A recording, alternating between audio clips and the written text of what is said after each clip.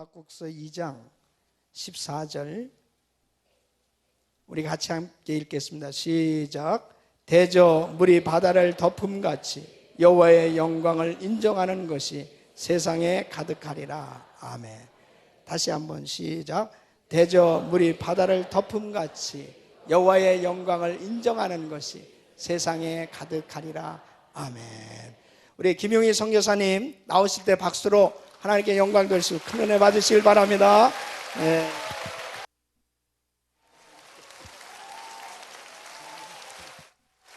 감사합니다. 아멘. 아멘. 아멘. 우리 주님을 사랑하시는 분만 아멘 하십시다. 아멘. 아멘.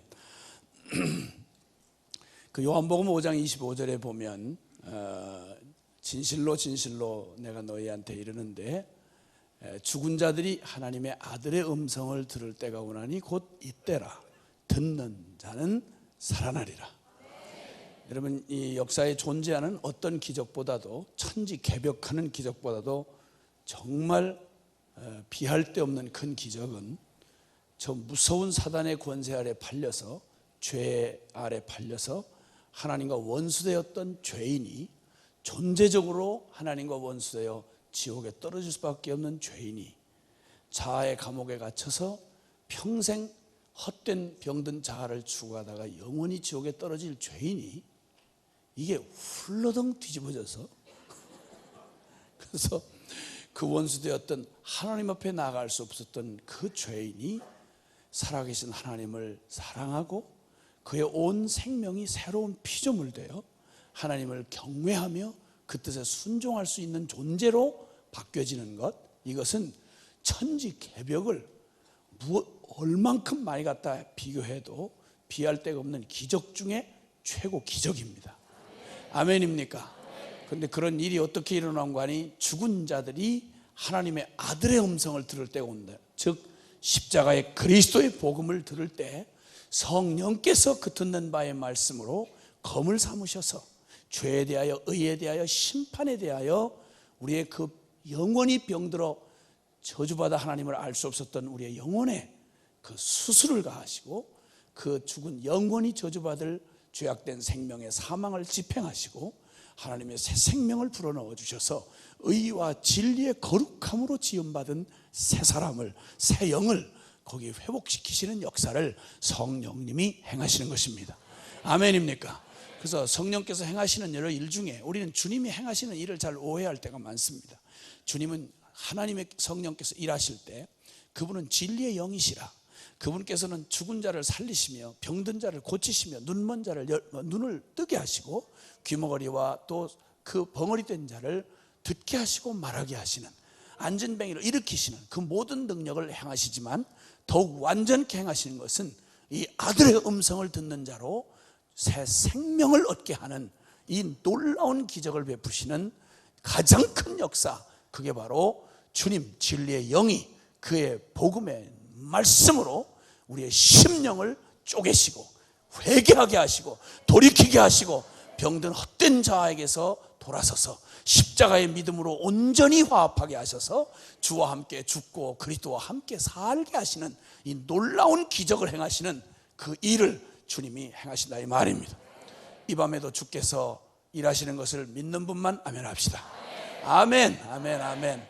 그 주님께서 이제 우리의 눈을 여서 마음 눈을 밝히셔서 일찍이 우리의 내 하나 이 병든 자아의 욕심에 가로막혀서 평생 헷갈리고 그저 꿈이라고 해봤자 야망을 가지고 하나님의 비전이라고 착각했던, 우리의 욕망을 가지고 우리의 무슨 열정이라고 생각했던 이런 왜곡된 우리의 진리를 벗어난 우리를 주님께서 성령이 밝히 드러내셔서 우리가 마땅히 볼 것을 보게 하시고 하나님의 꿈을 나의 비전으로 받게 하시고, 아멘, 하나님의 영광의 부름을 받게 하시는 그런 놀라운 기적을 우리 안에 이루시는 것입니다.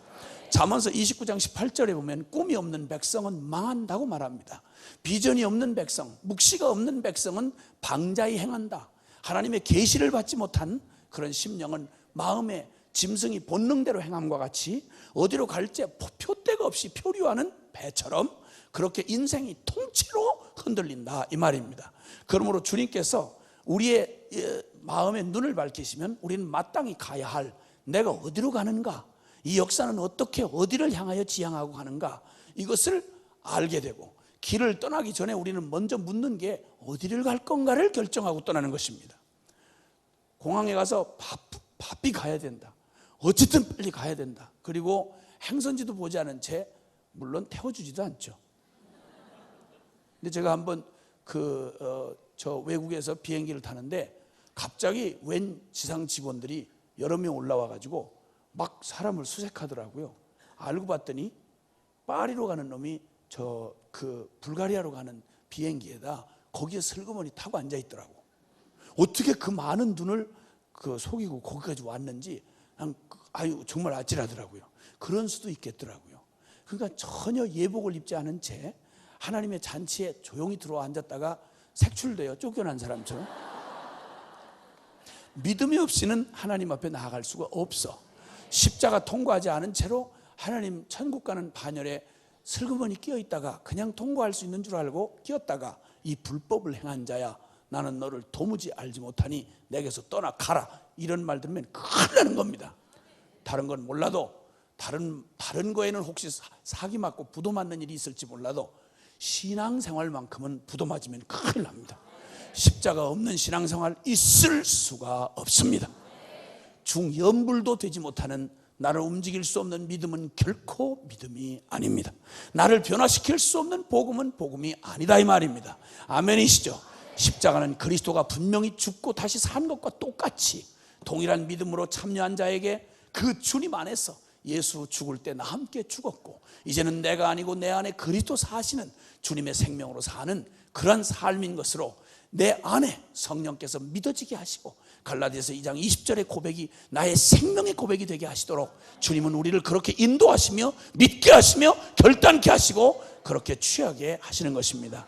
아멘입니까? 아멘. 그래서 우리의 관심을 다른 데로 빼앗기지 아니하고 오직 주님의 십자가 앞에 나아갈 때, 골똘히 나아갈 때, 생명으로 부딪힐 때, 그렇다 치고 믿었다 치고가 아니라 정확하고 분명하게 그 주님 앞에서 나의 이 병든 자아, 내 인생의 주인 노릇하던 나의 인생이 죽고, 죄된 나의 존재가 죽고, 이제는 내 안에 주님이 사셔서 주님이 내 인생 전부의 주인이 되시는 이 온전한 믿음 안에 나의 삶의 주도권이 넘어가서 이젠 내가 사는 게 아니고 내 안에 주님이 사는 이 놀라운 신비한 비밀 안으로 우리를 인도하신다, 이 말입니다. 아멘이시죠? 그래서 주님은 이제 우리 전도서에 주님의 이런 말씀이 있습니다. 전도 3장에 보면 천하 범사는 그 목적이 있고 그 목적을 이룰 때와 기한이 있다고 말씀합니다. 역사란, 히스토리는 향방도 목적도 없이 그냥 계속해서 시간이 계속 반복되는 시간의 반복이 아닙니다. 흔한 말로 스들이 말하자면 윤회설이다, 뭐 이런 얘기. 시작도 끝도 없이 돌고 이 세상의 역사가 향방 없이 그저 돌고 돈다고 하는 이런, 여러분, 정신적 유희는, 그건 정신의 유희는 될지 몰라도 진리는 아닙니다. 아멘입니까? 따라합시다. 일리는 있으나 진리는 아이로다. 사기꾼 말도 얼마나 일리 있게 들렸으면 사기를 맞겠습니까? 일리 있다고 전부 다 믿을 게 아닙니다. 진리만이 우리가 믿을 근거가 되는 것입니다. 그래서 역사란 시간의 반복이 아니며, 그리고 역사란 사건의 나열이 아닙니다. 반드시 역사는 목적이 있습니다. 시작이 있으면 끝이 있다, 이 말입니다. 아멘입니까? 그리고 아무런 의미도 목적도 없이 흘러가는, 그냥 떠내려가는 강물 같은 이런 게 역사가 아니고, 이 역사는 반드시 역사의 주인이 있으며 그 역사는 이룰 목적이 반드시 존재한다고 주님이 말씀하셨습니다. 날 때가 있으면 죽을 때가 있습니다. 꽃은 피면 시들어 떨어지는 때가 있다, 이 말입니다. 어두운 밤이 오면 그 다음 아침이 오는 수가 있는 겁니다. 아멘입니까? 모든 범사는 반드시 시작이 있고 끝이 있습니다. 그 끝은 향방이 없는, 어디로 갈지 모르는 럭비공 같은 이런 것이 아니라, 오직 그 역사는 반드시 하나님의 정한 목적을 향하여 나아가게 돼 있습니다. 그래서 주님은 스스로 말씀하기는 나는 알파요 오메가다. 나는 처음이요 나중이라고 말씀합니다. 우리 간 개인의 인생에도 시작이 있고 날 때가 있으면 죽을 때가 있듯이, 그리고 죽는 것만이 또 우리 인생의 전부가 아닙니다. 여러분, 우리는 지금 벌써 두 번째의 삶을 살고 있습니다. 엄마 뱃속에 있을 때 엄마 10달에 뱃속 10달을 채우고 나면, 그러면 탯줄에 의지하고 살던 아이가 엄마 태에서 빠져나오는 순간 생명줄이었던 탯줄을 딱 끊어버립니다. 그러니까 태중 삶이 끝나는 겁니다. 태중 삶의 끝은 지금 우리가 눈뜨고 지금 살아가는 100년 인생의 시작과 딱 붙어 있습니다. 이 100년 인생이 끝나는, 호흡이 떨어지는 그 순간 끝이 아니고, 한 번 사람이 죽는 것은 하나님이 정한 법이요, 그 후에는 영원한 세계가 열려져 있어서 심판이 있느니라. 아멘입니까? 그러므로 100년 인생의 끝은 영원한 운명의 시작과 딱 붙어 있다는 것입니다. 아멘입니까? 이번 성회가 끝나는 오늘 밤이 딱 끝나고, 와, 드디어 끝났구나, 죽을 뻔했네, 이렇게 해서 끝나는 오늘은 이걸로 끝나지 않는다는 사실을 오늘 제가 들었습니다. 여러분, 줄줄이 집회가 기다리고 있습니다. 은혜 한인교회에 계신 분들은 훌러덩 뒤집어지든지 체력이 모자라서 쓰러지든지 둘 중에 하나. 난 놀랬습니다. 나는 그래서 얼른 도망갈 겁니다. 아이고, 난 진짜 무서운 교회를 만났습니다. 난 25년 돌아다녀봤지만 이렇게 무서운 교회 나 처음 봤습니다. 하여튼 와, 어쨌든 이 끝은, 이 성회의 그 복음 부흥 대성회의 끝은 여러분이 살아갈 내일과 딱 붙어 있습니다. 주님의, 항상 주님의 역사는 목적을 가지고 진행되고, 하나님의 카이로스, 하나님의 시간은 바로 분명한 그 목적을 이룰 때와 기한을 가지고 있는 하나님의 적확한 바로 그 시간. 어쩌면 주님이 여러분의 일생을 지금까지 끌어오시는 동안 이때 이 시간, 어느 때하고도 바꿀 수 없는 가장 소중한 마지막 시간으로, 오늘 이때는 어떤 시간과도 바꿀 수 없는 소중한 하나님의 카이로스가 되어 여러분을 이끌어 오신 주님의 인생 여정에, 하나님이 나를 이 자리에 이르게 하시려고 주님 나를 인도하셨구나, 무릎을 탁 치고 감격하는 밤이 되실 줄 믿습니다.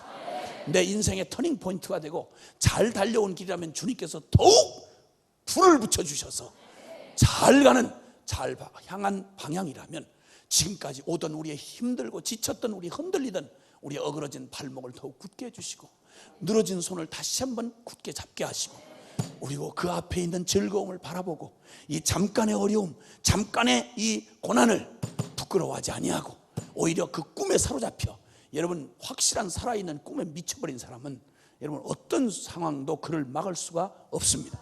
사람 하나에만 미쳐도 막을 길이 없었습니다. 따라합시다. 목적이 뚜렷하면 방법은 날카로워진다. 아멘입니까? 옛날에 저희 사촌 누이가 사춘기 때 바람이 났습니다. 근데 가짜 대학생 자식이 시골 동네에 와가지고 사춘기에 있는 처녀들을 단체로 바람을 내가지고 뽕밭으로 그냥 들로 산으로 다 끌고 돌아 난리가, 동네가 아수라장이 났습니다.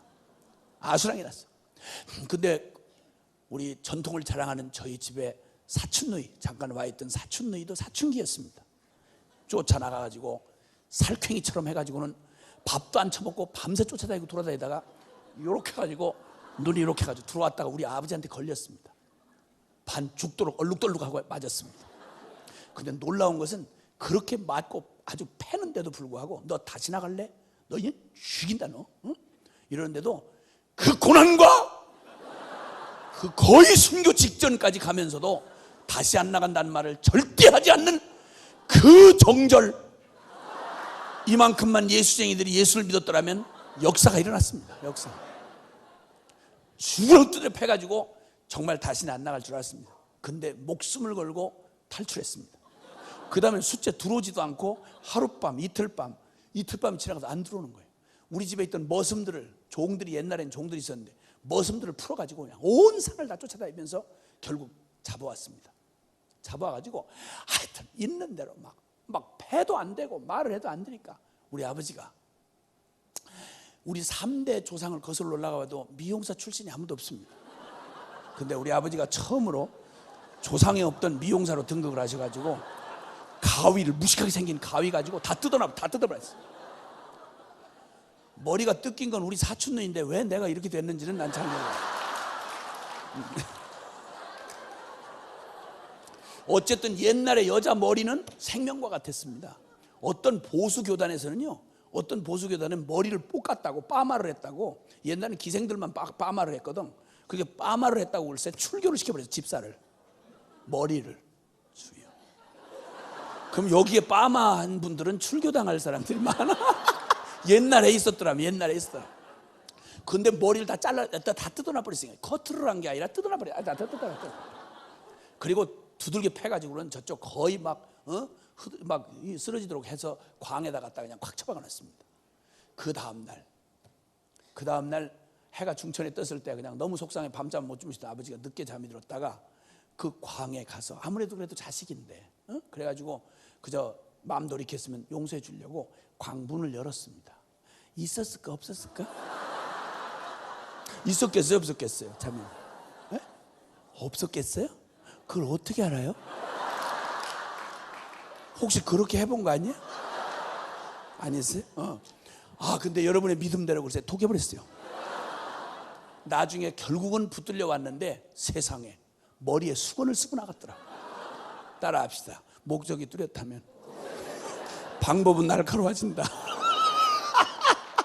그러니까 신앙생활도 내 끝, 이 신앙생활의 끝, 나의 믿음에 바라볼 저 끝, 목표, 비전, 우리를 부르신 부르심의 그 표대를 바라보고, 그래서 빌립보서 3장 바울은 말하기를 나는 표대를 바라보고 주님이 위에서 부르신 부름의 상을 좇아 달려가노라.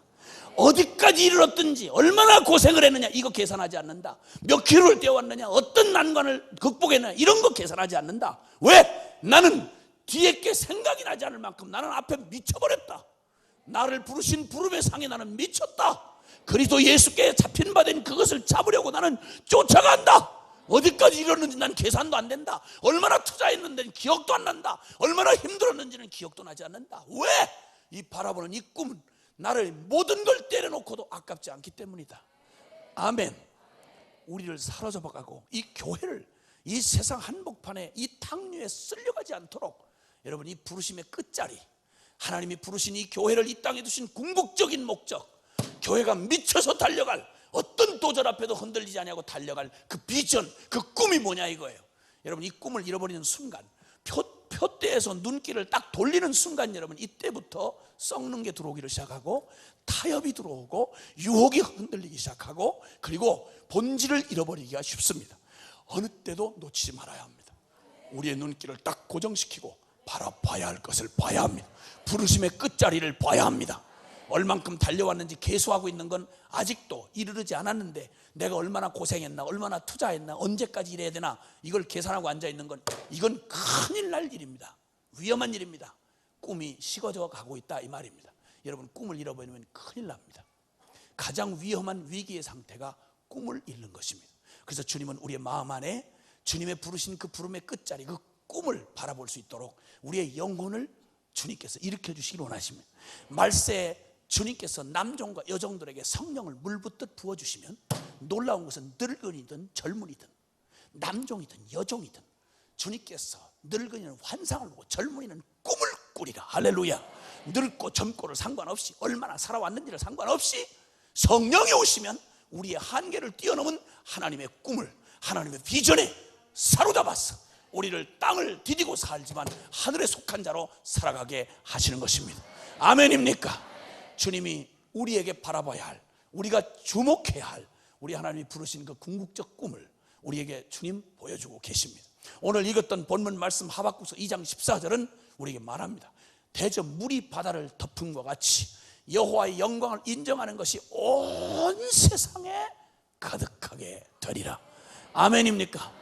여러분 황폐한 황무지와 같았던 내 영혼 안에 주님 그 생명 되시고 의의 빛 되신 영광 되신 주님의 생명이 내게 비춰오셔서 나의 죽었던 영혼 다시 마른 뼈 같은 나를 살리시고 여기에 예수 생명으로 풍성케 하셔서 주님의 생명이 충만하게 주님이 창세전에 꿈꾸시던 나의 아름다운 모습을 회복시키시고 이 구석구석에서 하나님의 영광이 드러나도록 이렇게 내 안에, 작은 내 안에 이루신 그 놀라운 영광이 나에 머물지 아니하고 온 열방 안에, 온 세계 역사 안에, 모든 이 세상을 이루는 모든 구조 안에 하나님의 나라가 임하고 하나님 나라의 부흥이 일어나고 주님의 영광이 온 세상의 물이 바다를 덮음과 같이.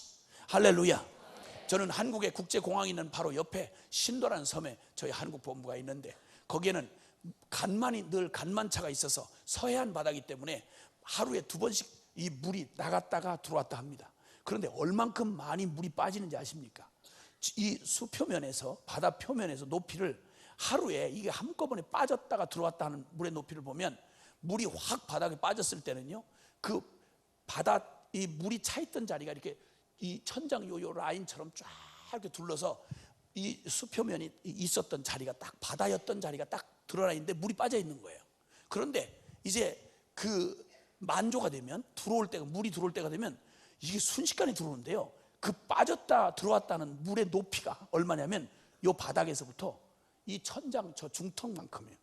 9m, 어떤 때는 한 9m, 10m, 이렇게. 난 물이 그렇게 빠지는 줄 몰랐어요. 그 많은 물이 어디로 가냐 이거야. 어디로 출장 갔다가 어디서 또 밀려오는지 나 무서워 죽겠어요.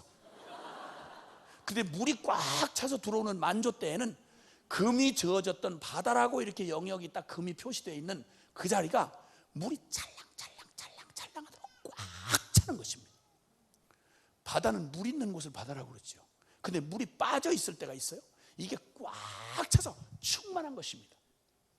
온 세상 하나님이 창조하신 이 피조 세계가 하나님의 창조한 아름다운 생명력을 잃어버린 그 하나님의 영광이 떠나버린 그 모든 영역마다, 그 모든 영혼마다, 모든 땅에 하나님의 영광이 충만하게 임하여, 아멘입니까? 하나님의 거룩한 능력이 충만하게 임하여 온 세상 모든 땅끝에서 하나님을 향한 찬송 소리가 울려 퍼지도록 하게 하신다 이 말입니다. 아멘입니까? 교회는 지금 이 과정을 걸어가고 있지만, 교회가 가진 꿈은 이 세상의 어떤 정부도 어떤 권세도 감히 상상도 못하는 비전을 가지고 있는 게 교회입니다. 이 교회가 가지고 있는 비전을 주님은 요한계시록 7장 9절 이하에, 내가 2일 후에 내가 보니 저 하늘에서 완성된 이제 하나님의 나라가 이제 임하는데요, 하나님의 교회가 모든 사명을 다하고 주님이 다시 이 땅에 임하면 우리는 주님의 나라가 온 천상세계가 펼쳐지는데, 거기서 이루어질 일을 우리에게 보게 하시는데 말이죠, 2일 후에 내가 보니 온 나라와 족속과 백성과 방언에서 능히 아무나도 셀 수 없는 허다한 무리가 흰옷을 입고 손에 종려가지를 들고 찬송하여 가로되, 보좌에 계신 이와 어린 양께 구원하심이 그에게 있도다. 언어가 다르고 방언이 다른 모든 나라와 족속과 백성과 방언, 어떤 작은 민족 하나도 잊혀진 민족 없이, 어떤 저 소외된 땅도 잊혀진 곳이 없이, 사람은 잊었을지라도 주님은 잊지 아니하시는 온 나라와 족속과 백성과 방언 모두를 다, 한 민족도 빠짐없이, 모든 미전도 종족 모두가 다, 이 세상에 있는 12,000여 종족이 다 주님을 알게 돼요. 여러분, 복음 130여 년 전만 해도 미전도 종족이었던 조선민족에, 복음이 시작했던 예루살렘에서 땅끝이라고 알려져 있던 조선민족에도 복음의 빛이 찾아와서, 여러분, 거기서 이 복음의 서광이 비춰오고 저주와 분한에 사로잡혔던 우리 슬픔에 찬 민족이었던 우리에게 복음의 빛을 밝혀주셔서 오늘 여기 이렇게 오게 되는 역사가 일어나는 것처럼, 지금도 잊혀져 있는 수많은 영혼들이, 이제는 모두 숨겨진 영혼들이, 숨겨진 민족들이 다 이제는 역사의 정보들이 다 드러나기를 시작했습니다. 하나님의 마지막 역사를 이루려고 하시는, 이 놀라운 계시록의 이 장면을 이루려고 하시는 하나님의 마지막 섭리가 우리 코앞에 다가오고 있습니다. 하나님의 나라가, 주님의 교회가 궁극적으로 바라봐야 할 것, 바로 선교 완성입니다. 아멘입니까? 그리고 주님은 우리가 날마다, 모든 그리스도인이라면 가장 마지막으로 기다리는 게 뭐냐면 신랑 되신 예수님 다시 오시는 그날입니다. 여러분, 이 땅은 나그네지 우리가 영원히 머물 곳이 아닙니다. 아무리 흐드러지게 여러분 성공하시고 어마어마하게 많은 걸 가졌다고 하고, 그리고 하루에 6끼씩 잡수셔도, 그러면 더 속이 빨리 갑니다. 사이사이 간식 먹고 밤중에 야식까지 끓여먹고 있다고 짓을 하면 더 빨리 갑니다. 어쨌든 머물 수가 없습니다. 세상 없이 붙들어 놓고 싶어도 여러분, 우리의 가는 세월을 막을 수가 없습니다. 아멘입니까? 그래서 반드시 이 세상은 지나가게 됩니다. 그러면 우리가 맞이할 영원한 그 나라가 우리가 결국 종당 머물러야 할 그 자리인데, 그 마지막 때를 주님께서 바라보시게 하시고, 이 역사는 향방 없이 떠내려가는 게 아니라 이 하나님께서 이 역사를 반드시 목적을 두시고 이 세상의 모든 악을 심판하시고, 그리고 완전한 하나님의 의로운 나라, 영원한 신천신의 무궁세계를 주님께서 준비하시고 우리를 맞이하러 오시는, 처음 초림 때는 초라한 나사렛 예수로 오셨지만 이제 오실 때는 만왕의 왕 만주의 주로 심판의 권세를 가지시고 구름 타고 오시는 주님을, 이제는 신부된 교회 거룩하고 정결하게 주님을 위하여, 주님을 사랑하여 고난과 그리고 모든 고통을 당하지만 그러나 끝내는 승리자가 되어 흰옷을 입고 피로 정결하게 씻기운 바 되고 오직 예수님께 속하여진 하나님의 거룩한 순결한 신부 되어 주님 다시 오시는 신랑 맞이하는 그날, 여러분 영광의 이날을 우리가 바라보게 하셨습니다. 이 마지막 소망인 이 예수님의 재림도 놀라운 것은 무엇과 딱 연결이 붙어 있는 거 하니, 여러분 마태복음 24장 14절을 보면 이 천국 복음이 모든 민족에게 증거되기 위하여 온 세상에 전파돼야 하리니 그제야 끝이 오리라. 아멘. 우리가 그토록 소망하고 그렇게 바라는, 온통 바라고 기대하는 주님 다시 오시는 바로 그날, 주님 정말 다시 오시는 걸 기다리세요? 근데 어떻게 보니까 얼굴에 너무 빨리 오시면 안 돼요. 어떻게 고생을 했는데, 이거 고생한 거 다 맛도 보기 전에 주님이 오시면 나는 어떡해, 이런 슬픈 표정이 휙 지나가는 걸 내가 봤어요. 이러지 마세요. 이러지 마세요. 그것과는 비교할 수 없어. 여러분이 아무리 수고해서 얻어놓은 거라고 해도 주님 맞이하며 얻게 될 영광과는 좋게 비교할 수가 없다 이겁니다. 아멘이세요? 태양이 밝아온다, 촛불 꺼라. 아침에 밤에 아무 빛도 없을 때는 촛불 한 잔으로 도움이 되지만, 아침에 저 웅장한 태양이 아침에 떠오르는데 거기 촛불 켜고 앉아서 궁상 떨고 앉았으면 사람 피차에 어렵습니다. 여러분, 시잘데없는 소리 하지 말고, 박사학위 아이고 그 시잘데없는 얘기 하지 말고, 내가 박사가 못돼서 그런다고 걱정하지 말라고, 걱정하지 말라고, 걱정하지 말라고. 주여, 밥을 많이 먹어야 될 박사들이 많다는 걸 내가 알아요. 어쨌든 주님이 다시 오시는 그 재림의 소망도, 여러분 어떤 것도 다른 것으로는 주님 못 오셔. 다른 역사적 모든 일들은 주님이 거의 다 이루셨는데 한 가지 확실하게 남은 주님의 그 조건이 바로 뭐냐면 선교 완성이야. 이 선교가 끝을 내야만 모든 민족에 전파돼야, 그제야 너희가 바라던 주님, 내가 진실로 속히 오리라 하시던 주님도 선교 완성되기 전 절대 못 오셔. 그러니까 주님 오기를 진짜 기다린 사람이고 신랑 되신 예수님을 정말 기다린 신부라면, 신부된 교회라면 오직 미쳐서 이 선교 완성을 위하여 매진해야만 그 말이, 고백이 맞는 말이다 이 말. 아멘이십니까? 다른 무엇으로도 못 오세요. 다른 무엇으로도 못 오셔. 그리고는 또 주님은 말씀합니다. 우리에게 주님이 지상 대명을 주셨습니다. 여러분, 주님이 이 세상에 남겨준 여러 가지 명령이 많은데 가장 큰 명령, 가장 최상의 명령, 이게 바로 뭐냐면 주님의 지상 대명으로 알려져 있는 마태복음 28장 18절 20절은 주님이 부활하신 후에 승천하시면서, 승천하시기 바로 직전에 주님이 제자들에게 남겨주신 말씀입니다. 주님께서 아무것도 남겨주시지 않고 주님이 제자들만, 그렇게 어설프기 짝이 없는 제자들만 남겨놓으시고, 당신은 부활을 했으니까 전혀 부담이 없으시지. 그리고 또 당신은 구름 타고 쑥 올라가면 되잖아. 근데 이 세상에 남아가지고 고생을 하고 그 연약한, 자기도 관리 못하는 놈이 주님을 위해서 한다고 한다는 게 얼마나 어려운지를 다 아시는 주님께서 부담이 전혀 없이 어마어마한 오다를 내리시고는 현찰은 하나도 안 주시고 약속만 남겨주신 거예요. 아버지의 약속하신 걸 너희가 기다려라. 성령이 너에게 임하시면 너희가 권능을 받고 예루살렘과 온 유대와 사마리아 땅 끝까지 이르러, 여기만 아니고 온 열방 끝까지 이르러 내 증인이 되리라. 약속만, 거창한 약속을 해주시고 현찰은 하나도 안 주시고, 그리고는 주님이 지상 대명을 내려주신 땅 끝까지로 내 증인이 되라고 말씀하시며, 마태복음 28장 18절에는 예수께서 나와 일러 가라사대 하늘과 땅의 모든 권세를 아버지께 내게 주셨으니 너희는 가서 모든 족속으로 제자를 삼아 아버지와 아들과 성령의 이름으로 세례를 주고 내가 너에게 분부한 모든 것을 가르쳐 지키게 하라. 볼지어다 내가 세상 끝날까지 너희와 항상 함께 있으리라 하시니라. 아멘. 그러니까 주님의 그 완전한 목표, 교회는 결코 흔들리지 않는 부르심을 받았는데 그게 바로 뭐냐면 주님 다시 오실 재림을 맞이하며 영광스러운 주 하나님 나라의 완성을 바라보면서 그 분명한 그 미션을 주셨는데 그게 바로 선교 완성이라는 것입니다. 아멘입니까? 주님께서 이토록 선교는 절대 우리가 피해갈 수 있는 주제가 아니다 이 말입니다. 복음을 제대로 받은 사람이라면 주님의 이 지상 대명을 절대 피해갈 수가 없습니다. 모든 민족으로 제자를 삼아서 이 선교 완성을 이루라고 하신 게 지상 대명이라고 말씀하셨습니다. 그리고 주님은 베드로전서 2장 9절에 보면 우리 그리스도인이 된 모든 사람 누구든지, 특별히 선교사만이 아니라 누구든지 그 그리스도인이 됐다고 하는 그 신분을 뭐라고 말씀해 주는 거 아니? 너희는 택한 족속이요 왕 같은 제사장들이요 하나님의 나라요 그의 소유된 백성이니. 아멘입니까? 그러니까 여기서 왕 같은 제사장이라는 말은 무슨 말이냐? 누구든지 십자가를 통해서 예수 그리스도를 만난 사람은 그 사람은 누구든지 왕 같은 제사장인데, 그 말은 제사장이란 하나님과 백성 사이를 중재하는 걸 제사장이라고 그래. 그럼 이 말이 바로 달리 말하면 선교적 존재다 이 말이야. 아멘입니까?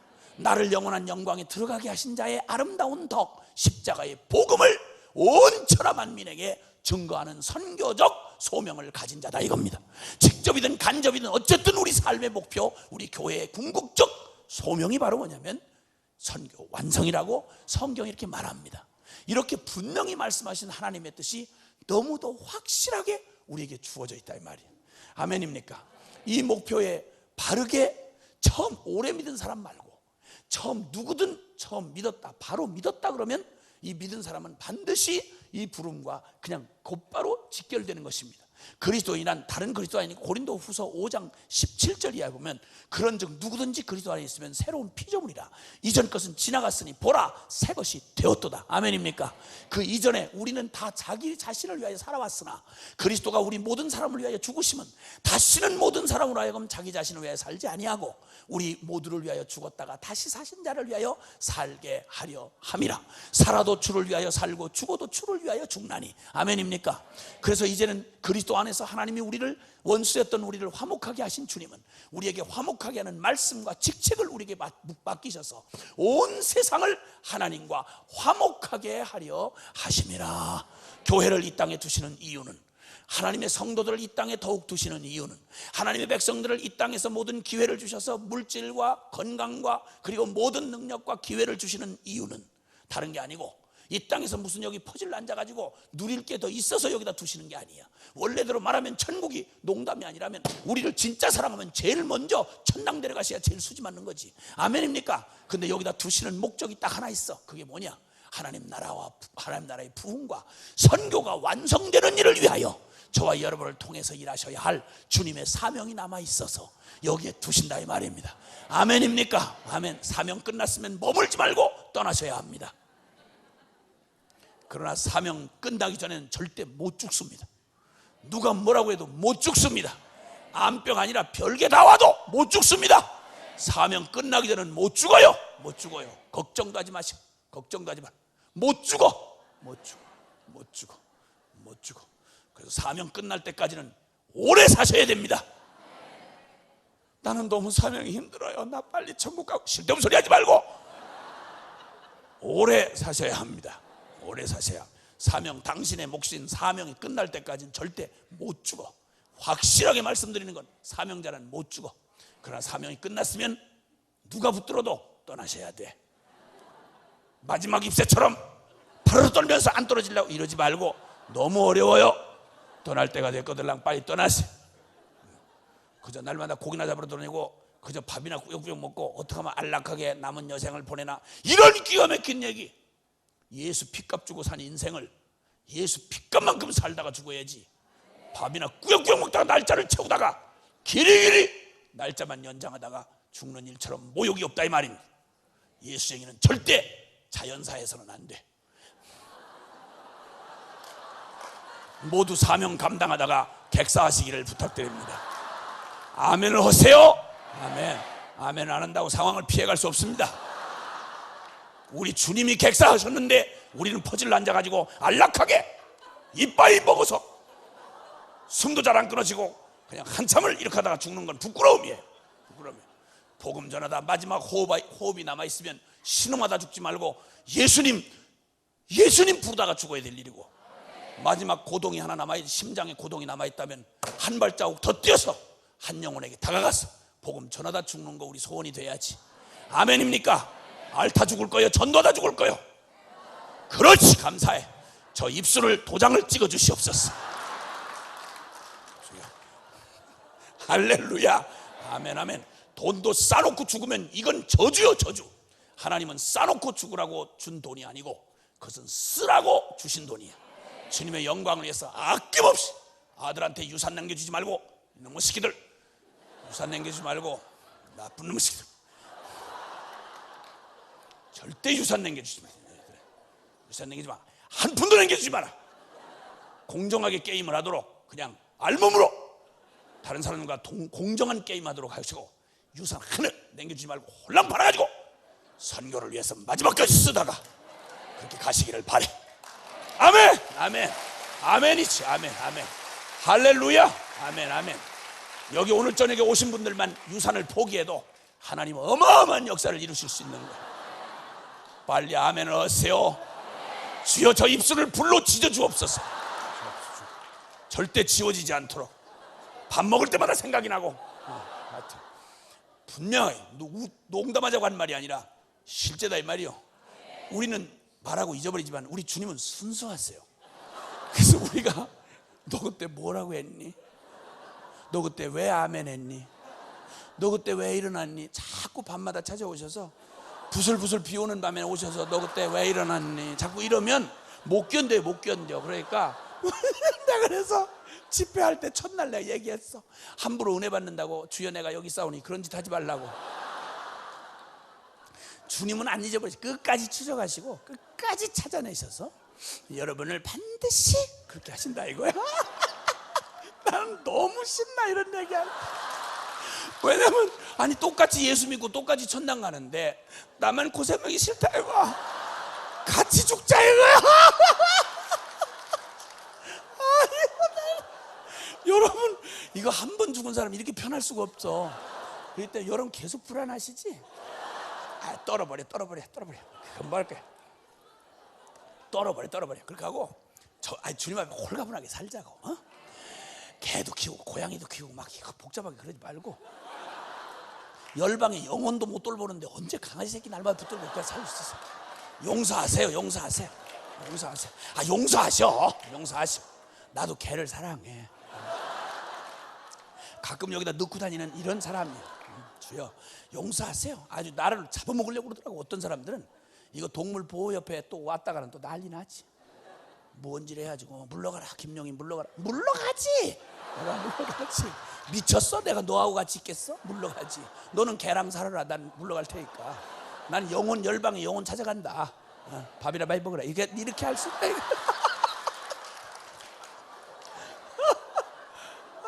주여. 그러면 회의를 하고 우리의 바라볼 궁극적 목적은 천국이야. 여기 이 세상은 내 집 아니야.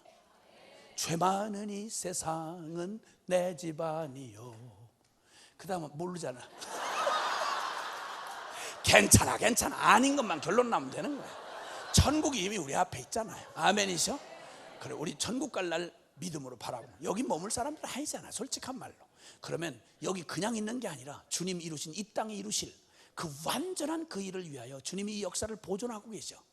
거룩한 하나님은 우리가 못 보는 것보다 죄를 더 못 보시는 분이야. 그럼에도 불구하고 그분의 긍휼이 임하는 것은 선교할 기회를 주시는 거야. 구원받을 만한 때를 주시는 거야.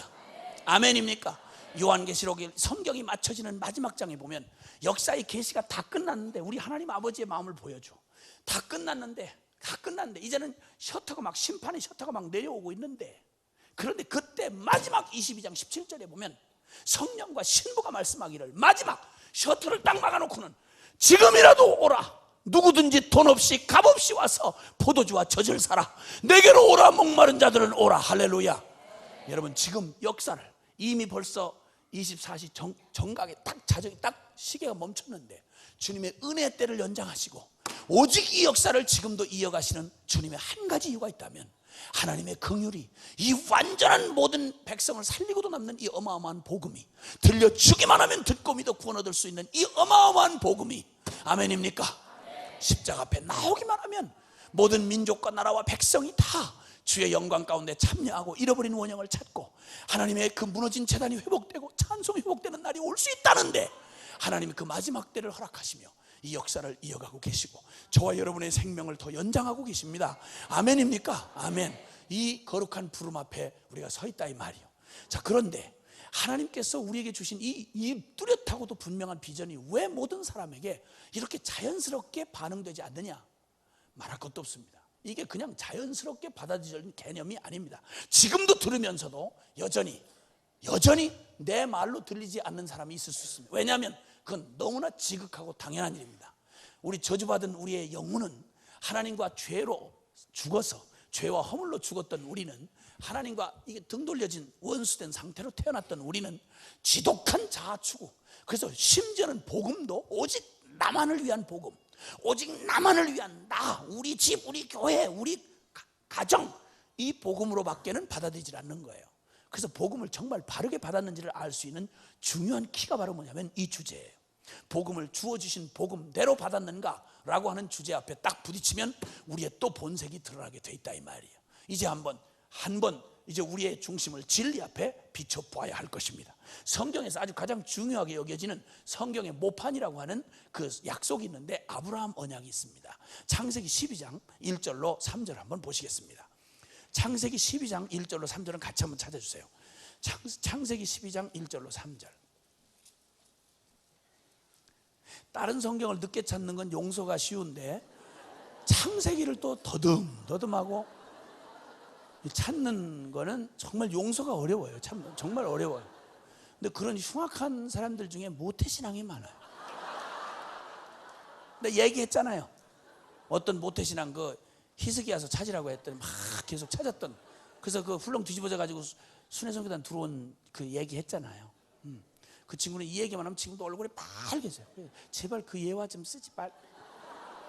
그걸 계속 쓸 거야. 앞으로 모태신앙들에게 경종을 울리기 위하여. 창세기는 성경에 제일 앞장에 있어요. 찾아가세요. 12장 1절로 3절 시작. 여호와께서 아브라함에게 이르시되 너는 너의 본토 친척 아비집을 떠나 내가 내게 지시할 땅으로 가라. 내가 너로 큰 민족을 이루고 내게 복을 주어 내 이름을 창대케 하리니 너는 복의 근원이 될지라. 너를 축복하는 자에게는 내가 복을 내리고 너를 저주하는 자에게는 내가 저주하리니 땅의 모든 족속이 너를 인하여 복을 얻을 것이니라 하신지라. 아멘. 아멘. 성경을 읽을 때는 성경 내가 보는 본문을 잘 이해 못할 때는 앞뒤를 읽으셔야 돼요.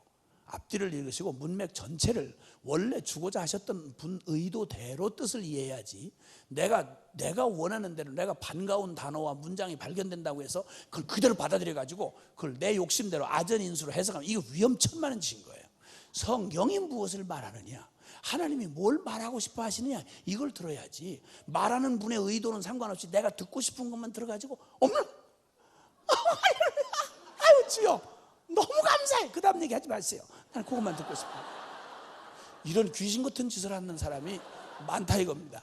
이게 성경 본문 중에 이 본문이 또 그래요. 이 본문은 우리가 너무 기분 좋은 말들로 가득 차 있습니다. 너를 큰 민족을 이루게 해주겠다. 얼마나 좋아요. 누가 건들질 못하도록 집안이 번성하게 해서 아주 큰 민족을, 아주 끌끌한 실력 있는 집안이 되게 해주겠다. 그 다음에 내 이름을 창대케 할 것이다. 응? 이름만 들어도 사람들이 그냥 부러워할 만큼, 보통 대학 총장 아니면 그냥 국무총리, 가끔 대통령 하나 나오고 이래 집안이 끌끌하게 해주겠다. 이런 약속을 하시는데 실탈 놈이 어디 있어요? 조폭 두목이라도 아멘이지. 하나님이 나랑 이렇게 마음이 맞는 구절이 있네 이렇게 하고 막 조폭 두목이 막 은혜를 받지. 그렇게 하면 그 다음에 또 더 우리를 신나게 하는 건 너를 건드리면 내가 박살을 내버리게 하죠. 너를 저주하는 자 내가 아주 문기 아주 속이 시원하다. 깍대로 확 아주 그냥 이렇게 하겠다. 응? 놈새끼 아주 그냥. 응? 너를 축복하는 자에겐 내가 축복을 해줘서 하여튼 너를 복 주고 싶은 사람이 줄줄이 달고 오도록 그렇게 하겠다. 이러면 우리 마음이 너무 기쁘면서 주여 내 눈치 보지 마시고 이빠이 밀어주세요. 이빠이. 성경이 전부 이런 말씀만 있으면 얼마나 좋겠어요. 얼마나 좋겠어요. 그래서 이 성경 구절도 그렇게 이해를 한다 이 말이야. 그런데 이렇게 이해를 하면 성경을 진짜 완전히 주시는 분 의도하고 정반대로 이해를 하는 거야. 왜냐하면 여기 보면 그 끝에 부담스러운 말이 뒤에 따라와요. 이렇게 하는 이유는 모든 땅의 모든 족속이 너로 말미암아 복을 얻게 하려 하심이라. 뭐가 조금 이상해. 그러나 그래도 결국 흔들릴 필요가 없어. 왜냐하면 주님 이빠이 나한테 부어주시면 내가 쓰다가 진리해서 그걸 쓰레기통에 버릴 바에야 좀 가난하고 못 사는 것들 좀 도와주고 그래서 생색내고 다 그래 걱정하지 마시고 갖다 버리진 않을 테니까 가서 도와줘서 내 옆에 붙은 놈들이 떨거지들이 복을 받도록 그렇게 할 테니까 넘치도록 부어주옵소서. 계속 부어주옵소서. 계속 부어주옵소서. 이렇게 말하는데 별로 지장이 안 돼. 근데 문제는 이렇게 해서 아브라함이 목적이 되고 그 다음에 아브라함이 목적이 돼가지고 주님이 아브라함을 복을 줘서 그냥 세상 모든 백성이 다 부러워하고 거기서 얻어먹게 하는 이런 구절이었다면 문제가 안 되겠는데 목적이 아브라함이냐 아니면 땅의 모든 족속이냐 여기에 따라서 완전히 바뀌어지는 거예요. 내용이 확 달라지는 거야. 여러분 여기서 이 목적은 11장부터 이해를 해야 알게 돼요. 11장은 본래 여러분 아시는 대로 바벨탑 사건이 일어났던 때죠. 기억나세요? 인간들이 악한 짓을 해가지고 탑을 쌓아가지고 이럴 때 하나님이 언어를 혼잡케 해서 사람들을 흩었어. 이때 이들이 죄 짓는 걸 도모해서 연합해가지고 죄를 지으면 이거 급히 망해버려. 구원의 기회가 없어지는 거야. 이때 주님이 할 수 없이 언어를 혼잡케 해서 지금 우리를 이렇게 어렵게 한단 말입니다. 저는 올리 한국말을 잘합니다. 그러니까 여러 수십 개 나라를 다녀도 나는 한 번도 내가 혼자 나가본 적이 없어요. 이번에도 숙소를 호텔에다 정해주셨는데 늘 그런 일은 나한테 오랫동안 있어 온 일이에요. 가서 창고에다 물건 들어놓듯이 거기 그 호실에다 집어넣고 너 여기 가만히 자빠지 자라 이렇게 하면 가서 호실에서 자빠지 때가 되면 출고하듯이 물건 출고하듯이 나와라 그래가지고 밥을 막 이빠이 먹고 떠들어라 그러면 막 떠들다가 끝나면 자빠지 자라 이렇게 자고 나 혼자 국제전화 한 번도 못 걸어봤었다. 내가 얘기하면 저기서 지 말로 떠드니까 서로 피곤하고 확 끊어버렸더니. 참 주님 때문에 살지 나는 여러 가지 상처가 많아요. 나는 영어를 한마디도 못하는 놈을 웬 순회 선교단 선교사를 만드냐고. 주여. 그러니까 전 세계가 신경을 써야 돼. 내가 떴다 그러면 그냥 두면 국제 비하되니까 그냥 꼴빡 하여튼 공항 도착해서부터 시작해서 그냥 밀착 경호를 해가지고 아니 집 한 번도 하면 내 발로 못 나가 보니까 그래 이렇게 해가지고 그러면서도 주님이 쓰시는 걸 보면 영어 잘하는 미국 사람은 태어나면서 영어를 하잖아. 걔도 영어로 알아듣잖아.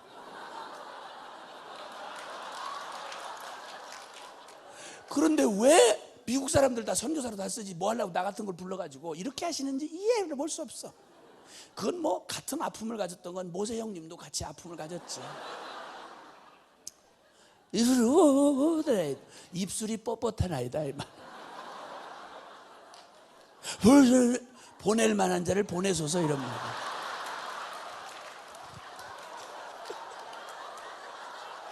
그 형님도 정말 고생 많이 했어요. 이게 뭐 입술이 뻣뻣하니 혼자 말을 못하니 아론 통해서 계속 얘기를 해야 되고 그래서 뭐 제대로 혼자 자기 마음대로 할 수 있는 게 없었어. 진짜 주의 종이었어. 그래서 나도 오직 주의 종이야. 오직 주의 사랑에 매여 가라면 가고 서라면 서고 그냥 그렇게 해야 돼. 나는 한 번도 내 마음대로 나와서 해본 적이 없어. 이게 다 우리 조상 형님들 때문에야. 바벨탑 그 엉뚱한 거 싸고 미친 짓 하는 바람에 그때 주님이 언어를 혼잡게 하셨어. 그래가지고 다 민족이 다 흩어져가지고 온 지구촌에 다 흩어졌잖아요. 이것들 예수님이 구원 얻어야 했잖아. 하나님 포기할 수 없잖아. 그때 주님이 저 땅 끝으로 흘러 떠나가는 수많은 민족을 바라보시며 주님 마음 가운데 나는 너를 결코 포기할 수 없다.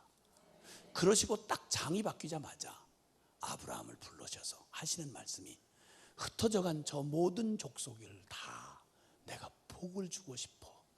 나는 그들을 포기해 본 적이 없어. 아브라함, 내가 너로 나의 복음의 열방을 축복하는, 저들을 복주고 싶어하는 축복의 통로가 되게 하려고 너를 선택하여, 아멘.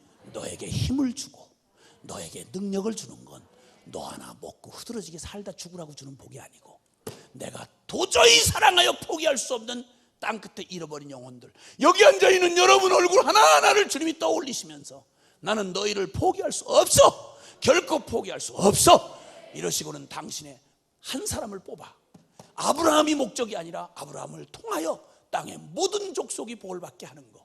이 모든 아브라함과 동일한 믿음을 가지고 동일한 은혜를 입은 자들이 하나님의 창세전부터 주고 싶었던 그 사랑을 완전하게 받고 누리는 이 복을 누리게 하시려고 주님 그 부르심으로 아브라함 불렀다, 이 말이에요. 아멘입니까? 그런데 이 아브라함 복을 잘못 이해한 이스라엘 사람들은 자기들이 선민이라 이거야. 이방 저것들은 열방 저것들은 지옥 뗄감이라 이거야. 오직 자기들만 하나님의 선택받은 민족이다 이거야. 이방 저것들은 우리하고 섞일 수 없다 이거야. 이런 교만한 짓하고 끝없이 하나님의 부름하고는 엔칸 상관없이 하나님의 주신 사명을, 자기 하나님의 주신 사명과 복을 거꾸로 아전인수격으로 제 편리한 대로 제 정욕대로 딱 취하여서 구약성경 내내 하나님의 부르심에서 실패하고 망한 역사가, 이스라엘 망한 역사가 구약성경입니다. 근데 놀랍게도 여러분, 이렇게 주님 언약하신 이 하나님의 언약이 과연 지금 말한 대로 이게 맞는 말이냐 확인할 필요가 있어요. 출애굽기 19장으로 한번 가보세요. 빨리. 출애굽기 19장. 출애굽기는 신약이 아니고 그 다음이에요. 바로 출애굽기 19장 5절로 6절. 출애굽기 19장 5절 6절 시작. 세계가 다 내게 속하였나니 너희가 내 말을 잘 듣고 내 언약을 지키면 너희는 열국 중에서 내 소유가 되겠고 너희가 내게 대하여 제사장 나라가 되며 거룩한 백성이 되리라. 너는 이 말을 이스라엘 자손에게 고할지니라. 아멘. 아멘. 아브라함에게 약속하셨던 하나님이 개인과 약속하셨는데 온 나라와 백성들을 구원하시려면 개인으로는 안 되잖아요. 그래서 그 사명을 받은 개인이 아니라 사명받은 한 나라, 민족을 주님이 작정하신 거야. 그래가지고 큰 민족을 이루겠다고 한 대로 하나님의 말씀은 반드시 이루어지게 돼 있어. 아멘입니까? 나 여호와는 이를 지어 성취하시는 여호와다. 아멘. 천지는 없어지겠으나 주의 말씀에 1.1핵도 결코 떨어질 수가 없다. 아멘입니까? 그래서 아브라함에게 약속한 창세기 12장의 약속, 큰 민족을 이루겠다는 말씀이 고스란히 문자 그대로 이루어진 게 바로 430년 만에 하나님이 언약대로 수백만 이스라엘을, 아브라함 한 사람으로 말미암아 수백만 이스라엘 민족을 만들어서 드디어 출애굽시켜 놓은 거야. 그리고는 민족, 개인과 맺었던 아브라함과의 개인 언약을 이제는 민족적 언약으로 발전시켜서 하시는 약속이 여기 나와요. 나오자마자, 출애굽하자마자 시내산에서 언약을 맺으시며 하는 말이 아브라함에게 온 언약을 고스란히 이스라엘과 하는 거예요. 뭐라고 말하는 거 아니? 너희는 이제 세계가 다, 나는 너희만의 하나님이 아니다, 이스라엘만의 하나님이 아니다. 잘 들어둬라. 하나님은 예배당 안에서만 하나님 노릇하는 하나님의 아니다. 하나님은 민족신 따위가 아니다, 지방신 따위가 아니다, 가족신 따위가 아니다. 열방 모든 세계가 다 내게 속하였나니. 할렐루야. 온 세상의 창조의 대주제이신 하나님이다 이 말입니다. 아멘입니까? 교회 예배당 안에서만 하나님 노릇하는 하나님이 아니라 온 세상 이방 모든 세계의 하나님이십니다. 아멘. 세계가 다 내게 속하였다. 그러므로 너희를 내가 특별한 소유를 삼은 목적은 뭐냐? 너희로 내게 대하여 제사장 나라가 되게 하고 거룩한 백성이 되게 할 것이다. 무슨 말인가 하니 오늘날로 말하면 선교적 공동체를 삼겠다 이 말이에요. 아브라함은 선교적 존재로서 부름받은 사람이요, 이스라엘은 목적 자체가 선교적 공동체로 지음을 받았다 이 말입니다. 할렐루야. 그러니까 이스라엘의 사명 이거 잃어버리면 이스라엘은 존재할 이유가 없는 거예요. 그러면 이스라엘의 모습은 오늘날 신약교회의 모델입니다. 모형입니다. 그럼 신약교회는 하나님의 백성, 하나님의 공동체인데 이 교회란 어떤 소명을 가지고 있는 교회냐? 주님의 지상대명에서도 이미 알려진 것처럼 교회는 너희는, 내가 너희를, 하늘과 땅의 모든 권세를 가신 내가, 예수 그리스도가 교회의 머리 되신 주님이 명령하시기를, 지상대명을 주시기를, 성령을 약속하시기를, 땅 끝까지 이르러 내 증인이 되고. 땅 끝까지예요. 아멘입니까? 아멘입니까? 예루살렘 온 유대와 사마리아 땅 끝까지. 아멘. 그리고 너희는 모든 족속으로 가서 제자를 삼아라. 이 모든 얘기, 교회는 존재 자체가 왜 이 땅에 존재하느냐? 선교적 공동체로서 존재한다 이 말입니다. 아멘. 이 목표를 잃어버린 채로 우리 교회 하나 잘 돼가지고, 우리 교회 하나 실력 있고, 우리 교회 하나 하방궁처럼 꾸며가지고 우리끼리 우리만, 이런 악한, 주인의 의도하고는 뜻하고는 아무 상관이 없는 악한 부르심을 전혀 이해하지 못한 이상한 종교 집단같이 만들어 놓은 이런 교회가 있다면 삼가 불행한 일이고, 성령이 오늘 밤이라도 훌렁 뒤집어 주시기를 바랍니다. 아멘입니까? 근데 놀라운, 깜짝 놀랄 건 이 이기적이고 자아추구적인 인간 죄인들인 교회가 그 죄인들로 모아졌기 때문에 우리의 자연적인 성향으로는 도저히 이 선교적 마인드가 생겨날 수가 없습니다. 이건 성령님이 역사하셔야 합니다. 아멘이시죠? 이렇게 놀라우신 하나님의 뜻이 제대로 분별이 되지 않아 이 백성들 안에, 이스라엘 백성 안에 대체로는 다 실패를 했습니다. 그런데 놀라웠게도 이렇게 실패한 이스라엘 역사 한복판에, 놀랍게도 그 어두운 밤중 같았던 이스라엘 역사 한복판에 이 아브라함 언약을 하나님이 원래 주신 의도대로 정확하게 의도하고 깨닫고 있었던 사람들이 존재했습니다. 여러분, 아무리 눈에 안 보이는 것 같아도 하나님은 엘리야의 말처럼 나만 남았나이다 할 때 주님은 아니라 바알에게 무릎 꿇지 않은 7천인을 내가 남겨놓았다. 여러분, 이 땅에는 우리가 다 계수할 수 없는 하나님의 신실한, 하나님의 마음에 합한 사람들을 수없이 하나님의 뜻대로 남겨놓으셨음을 믿으시기 바랍니다. 그 주인공이 여러분이 되시기를 바랍니다. 아멘입니까? 아멘, 아멘. 시편 67편 한번 찾아보세요. 시편 67편. 시편 67편입니다. 시편 67편 1절부터, 시편 67편 1절부터 3절까지요. 시작. 하나님은 우리를 긍휼히 여기사 복을 주시고 그 얼굴빛으로 우리에게 비추사 주의 도를 땅 위에, 주의 구원을 만방 중에 올리소. 하나님이여 민족들로 주를 찬송케 하시며 모든 민족으로 주를 찬송케 하소서. 아멘. 여기 복을 구하는데, 복을 구하는 것까지는 똑같아요. 하나님이 우리에게 얼굴빛을 향하여 드셔서 우리에게 복을 주옵소서. 이것까지는 차이를 못 느끼는 것 같아요. 근데 문제는 이 복을 왜 구하냐는 거예요. 무슨 목적으로 복을 달라고 구하냐는 거예요. 복을 주시면 어떻게 하겠다는 얘기야. 여기 말하기를 뭐라고 하는 거 아니? 주님이 우리에게 복을 주시면 그 복을 주신 결과가 주의 도를 땅 위에, 주의 구원을 만방 중에 알리소서. 아멘. 주님이 우리에게 복을 주신 그 결과는, 내가 복을 구하는 목적은 주여 우리에게 복을 주셔서 이 복을 받은 결과가 주의 도가, 십자가의 도가 땅 위에, 주의 구원이, 주님의 십자가의 복음이 온 만방 중에 알려지는 결과가 되게 하옵소서. 우리 사업을 축복하시고 우리 아들을 축복하시고 우리 자녀들을 복을 주시면 그 결과가 온 세상에 복음이 증거되는 이를 위하여 우리에게 복을 주옵소서. 아멘입니까? 이 구약 한복판에서 이렇게 깨어있는 사람이 있었다 이 말입니다. 주여, 주여. 아멘. 이 말은 이런 것과 같습니다. 어떤 믿음 좋은 권사님이 여기 미국에서는 의대 중에 제일 그 수준 있는 의대가 어디를 꼽죠? 어디를 제일? 우리나라 뭐 저 서울의대처럼 이렇게 예?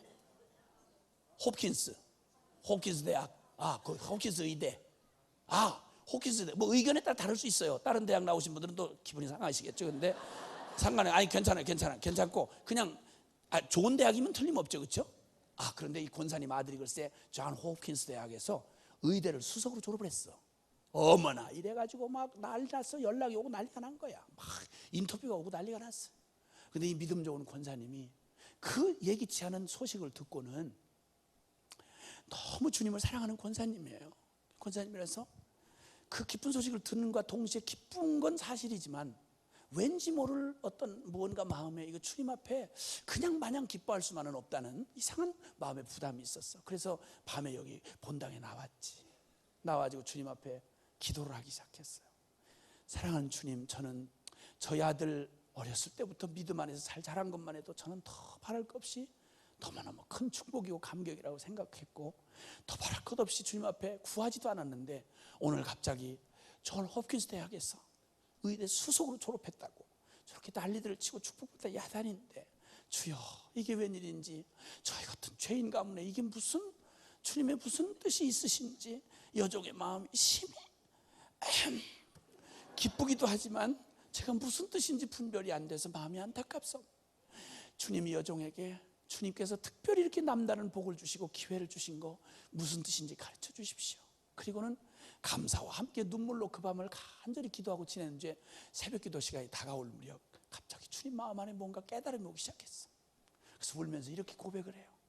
주님, 제 마음에 감동이 오는데요, 몇 주 전에 글쎄 우리 교회에 웬 까무잡잡하고 목소리가 칸칸한 선교사님 한 분이 오셔서 선교 보고를 하던 때가 생각이 납니다.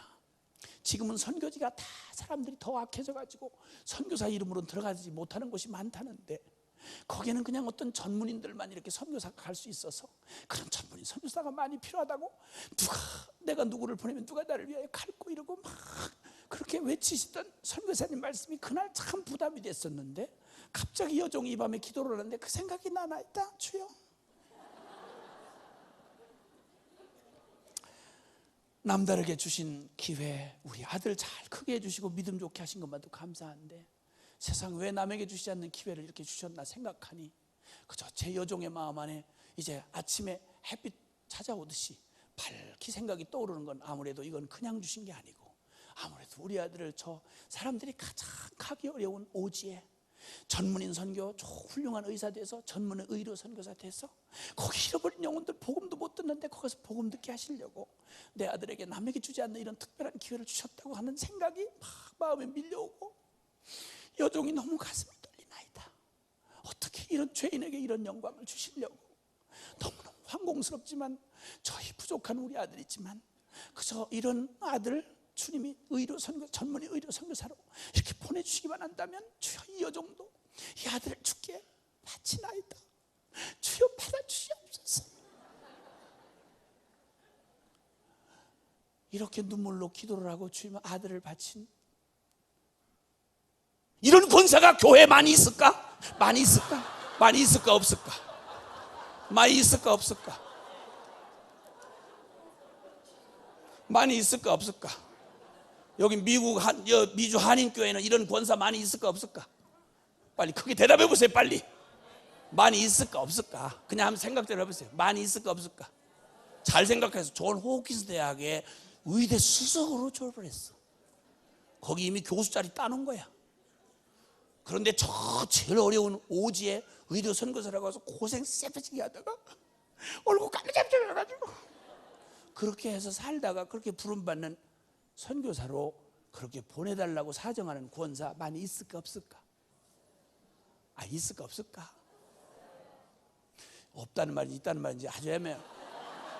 곤란하면 없어 이렇게 하죠. 분명하게 대답을 하세요.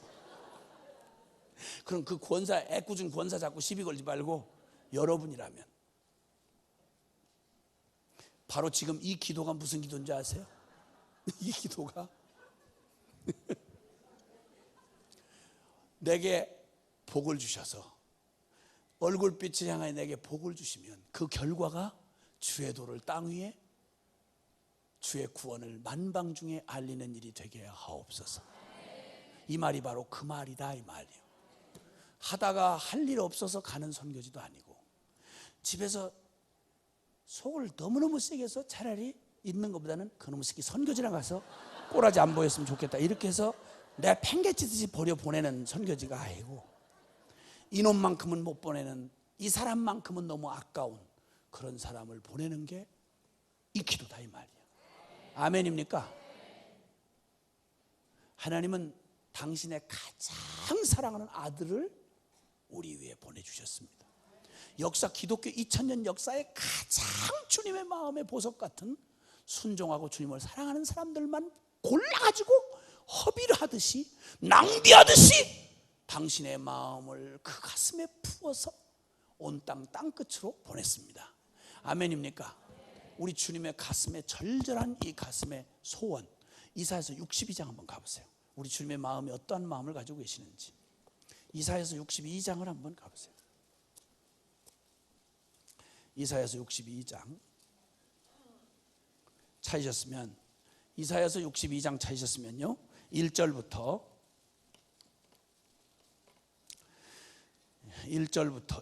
한 절 먼저 읽어보죠. 시작. 나는 시온의 공의가 빛같이 예루살렘의 구원이 횃불같이 나타나도록 시온을 위하여 잠잠하지 아니하며 예루살렘을 위하여 쉬지 아니할 것인즉. 아멘. 여기 주님의 마음을 말씀하고 계십니다. 나는 내가 사랑하고 내가 언약한 백성들, 그러나 지금은 잊혀지고 깨어진 하나님의 원형을 찾을 수가 없는 저 예루살렘 시온이라고 표현하시는 바로 이 열방에 잃어버린 영혼들, 그들을 향하여 내가 예루살렘의 구원이, 시온의 예루살렘의 구원이 횃불같이 나타나도록, 시온의 공의가 빛같이 나타나도록 나는 잠잠할 수도 없고 그리고 쉴 수도 없다. 주님의 가슴이 지금도 불이 타시는데, 지금도 그 당신이 사랑하여 창조한 이 백성을 향하여 주님의 마음 안에 그들을 축복하고 회복하고 싶은, 오늘 우리처럼 저주받아 죄 가운데 죄의 장아찌 노릇하다 지옥에 향하여 가고 있던, 슬픔과 저주와 어둠에 묶여있던 우리를 구원하셔서 난 예수가 좋다오, 이 모든 이 기쁨과 복을 누구와도 바꿀 수 없는 인생으로 바꿔놓으신 그 하나님의 그 꿈이, 그 열정이 잠잠할 수도 쉴 수도 없다. 그러시면서 2절부터 한번 5절까지 한번 읽어보세요. 어떤 꿈을 가지고 계시는지를. 시작. 열방이 내 공의를, 열왕이 다 내 영광을 볼 것이요, 너는 여호와의 입으로 정하실 새 이름으로 일컬음이 될 것이며, 너는 또 여호와의 손에 아름다운 면류관 내 하나님의 손에 왕관이 될 것이라. 다시는 너를 버리운 자라 칭하지 아니하며 다시는 내 땅을 황무지라 칭하지 아니하고 오직 너를 홑시바라 하며 내 땅을 뷸라라 하리니, 이는 여호와께서 너를 기뻐하실 것이며 내 땅이 결혼한 바가 될 것임이라. 마치 청년이 처녀와 결혼함 같이 내 아들들이 너를 취하겠고 신랑이 신부를 기뻐함 같이 내 하나님이 너를 기뻐하시리라. 아멘. 아멘.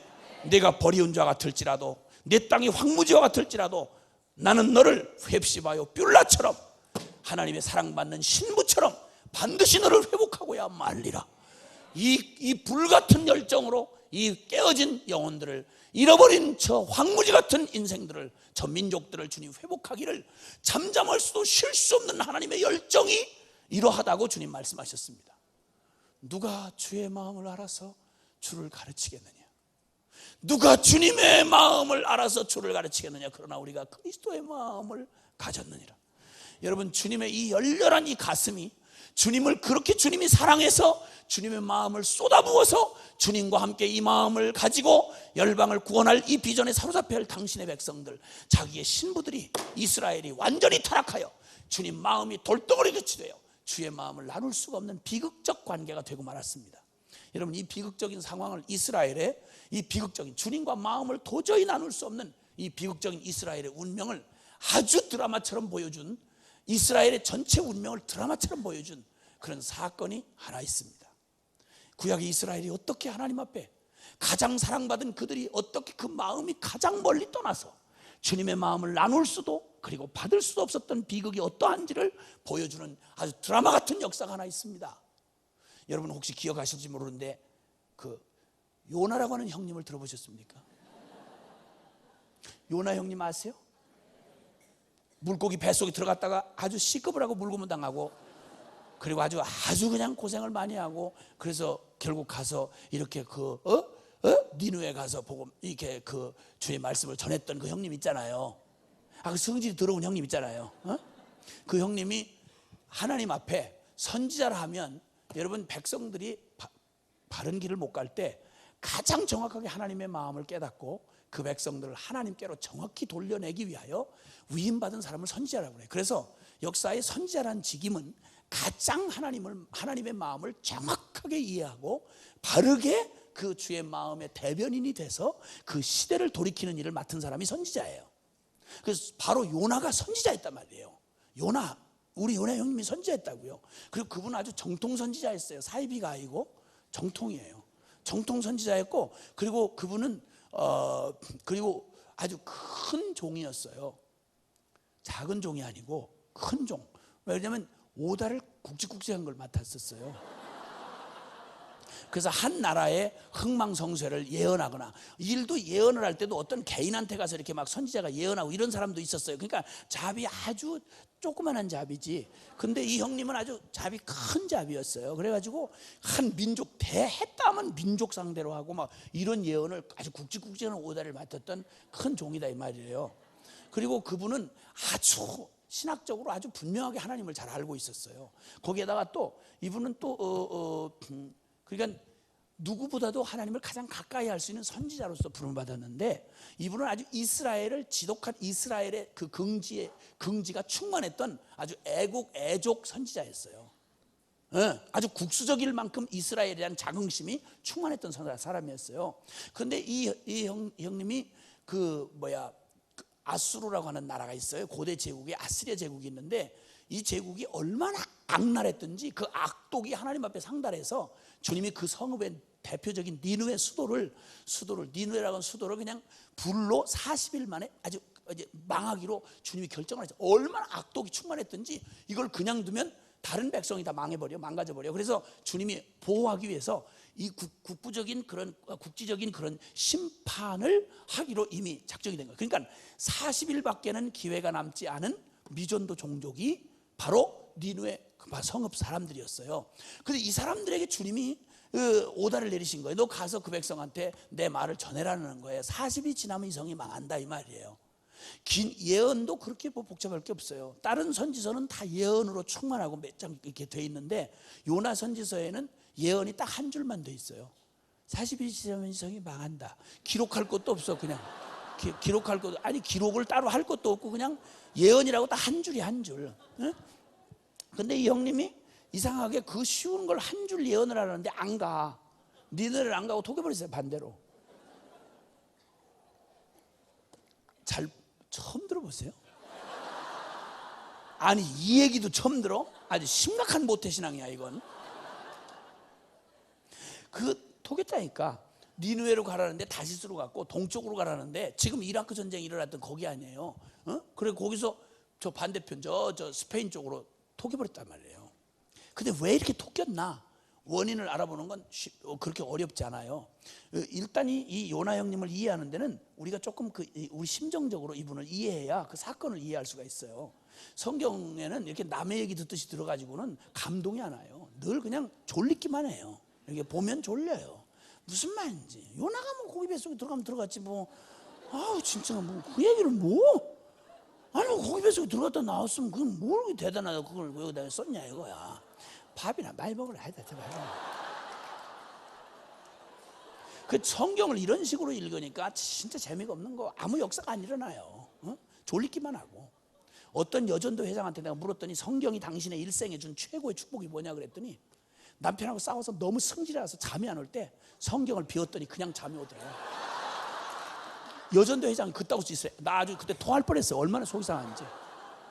그게 여전도 회장이야. 그게 바보 같은 게. 여전대 총무한테 또 물어봤어요. 회장이 하도 그래. 재수 앉으라고 그랬어요. 총무 일어나봐라. 총무한테 물어봤어요. 당신의 일생에 성경이 하나님 말씀 통해서 준 최고 축복이 뭐냐? 그랬더니 패시시 웃으면서 뭐라고 하니, 제가 너무 갑자기 배가 아팠을 때 성경을 여기다 댔더니 나았대. 그게 제일 큰 축복이래. 이런 그날 막 난리를 내버렸어요. 이거 그냥 이 여전도 이것들 그냥 막 난리를 내버렸어요. 그 교회가 생긴 지 수십 년 된 교회인데 처음으로 최대의 곡성 소리가 났대.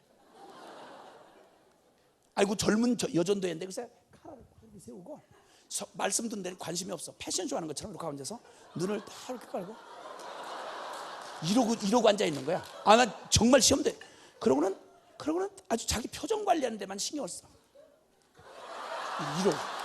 아, 나 진짜 난리를 내버렸어. 나중에 그냥 나 먹물 터진 줄 알았어. 여기 뭐가 시커멓게 두 개가 이렇게 돼.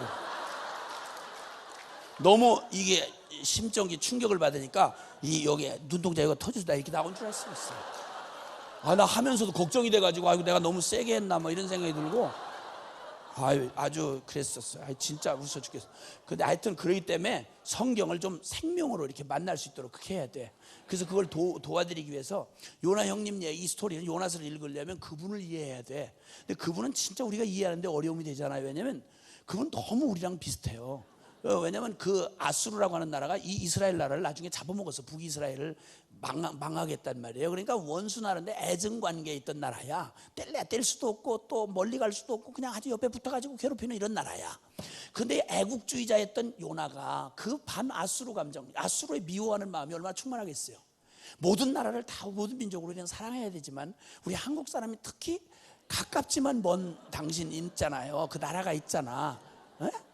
그 나라만 생각하면 이상하게 주먹에 힘이 들어가고 축구를 해도 그냥 이기는 축구가 아니고 아주 발발 뭉개야 되는 이런 그런 나라가 있잖아요. 피차에 그런 나라가 있어요.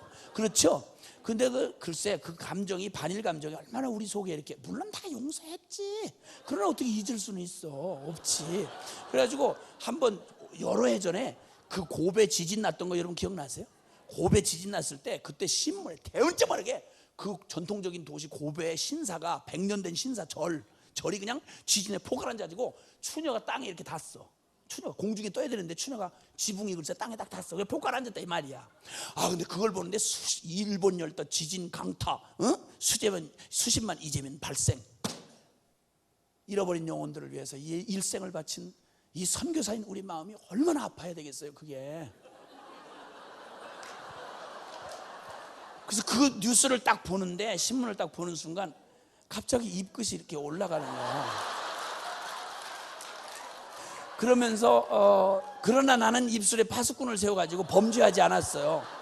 아유 너무 안 됐다 이랬는데 문제는 나랑 같이 사역하는 목사님이 옆에 있어. 그걸 보다가 이분이 아침에 파수꾼을 못 세웠어. 그래서 입끝은 올라가는 건 나랑 똑같았는데 아유 기왕 까라는 것도 푹 깔아줄 걸. 목사님이 이게 반일 감정이다 이거야. 그러니까 반아수르 감정인 우리 요나 형님을 이해 안 할 수가 없지, 그렇죠? 너무 가슴이 따뜻해져. 그래 이분이 그래 니느웨 성읍이 40일이 지나면 망한다고 그러니까 제일 신나할 사람이 그 사람이잖아 사실은. 근데 이상하게 토껴버렸어. 왜 토꼈나? 이건 어렵지 않았어. 우리 요나 형님이 아주 샤프한 분이에요. 나처럼 단순해가지고 뭐 그냥 마음 뜨거우면 그냥 휙 이렇게 하고 안 하고, 이분은 꼭 꼬치꼬치 따지고 생각해요. 누가 말하면 왜 저 말하지? 이러면서 자꾸 뒤를 캐는 이런 아주 꼬장꼬장하고 아주 예리하고 샤프한 이런 분이에요. 그러니까 좀 쉽지는 않지. 나하고는 좀 그런 면에 좀 다르지. 근데 그분이 왜 그러면 토꼈냐? 그 다른 거 아니에요. 그 망하기를 바라는 건 누구보다도 망하기를 바라지 요나가. 그런데 문제는 왜 하나님이 40일 전부터 그걸 가서 떠들으라고 했냐 이거야. 무슨 의도지? 이 생각이 드는 거야. 만약에 주님이 진짜 이 성을 망하게 하려면 40일을 저들이 눈치도 못 채 비밀에 딱 붙여가지고 40일 될 때까지 이빠이 죄를 짓고 자빠져 잘 때 불벼락을 내려버리면 쥐새끼 한 마리도 못 나가고 다 죽을 거 아니야. 그런데 왜 미리 40일 전부터 막 떠들게 하냐 이거야. 갑자기 뭐가 번쩍하고 깨달아지는데 아하, 하나님의 의도가 다른 데 있을 거다 이거야. 뭐냐면 그 아주 악독하지만 거기 가서 40일 지나면 이 성이 망한다 이렇게 하면 그 중에 악독한 놈들 중에 한 10놈은 심장이 약한 놈이 있을 거 아니냐 이거야. 그럼 이것들이 듣고 아이고 그래, 아이고 불편하게 되는데 하나님 어떡하면 좋아 이렇게 해서 만약 회개를 10놈이 했다 이러면 보나마나 성경에 하나님이 자비로우시고 노하기를 더디하시고 인애가 크시사 용서가 체질이신 하나님께서 아이고야 저기 10놈이나 회개한대야 이렇게 하고 용서하려고 그러시죠 이렇게 된 거야 얘기가. 용서를 우리를 용서하는 건 1000번 1000번 오케이 1000번 1000번. 그런데 내가 진짜 배기 싫은 놈을 용서한다는 건 이건 있을 수가 없는 거야. 한 번이라도 이걸 딱 생각하는 순간 하나님이 바로 이렇게 하시려고 하고 이러는구나. 그럼 토껴버린 거예요. 그럼 왜 가만히 있어서 순종 안 하면 되지 왜 토끼느냐. 하나님은 한다면 하는 분이잖아요. 그러니까 거기서 당할 일을 생각하니까 토껴버리는 게 나은 거야. 그래서 토껴버렸어. 얼마나 완벽하게 토꼈냐면 아이야 저 반대편으로 정반대로 가서 육지인데 바다로 가버렸어. 그리고 다시스로 가는 배를 타고 배 앞 가판에서 얼찡얼찡하면 주님이 또 위에 하늘의 하나님이 쳐다보시잖아. 배 밑창 제일 깊은 데로 들어갔어. 근데 눈을 멀뚱멀뚱 떠고 있으면 또 양심을 통해 얘기하실 수 있잖아. 깊이 잠이 든지라. 깊이 잠이 들면 주님이 양심으로도 얘기할 수가 없잖아요. 어?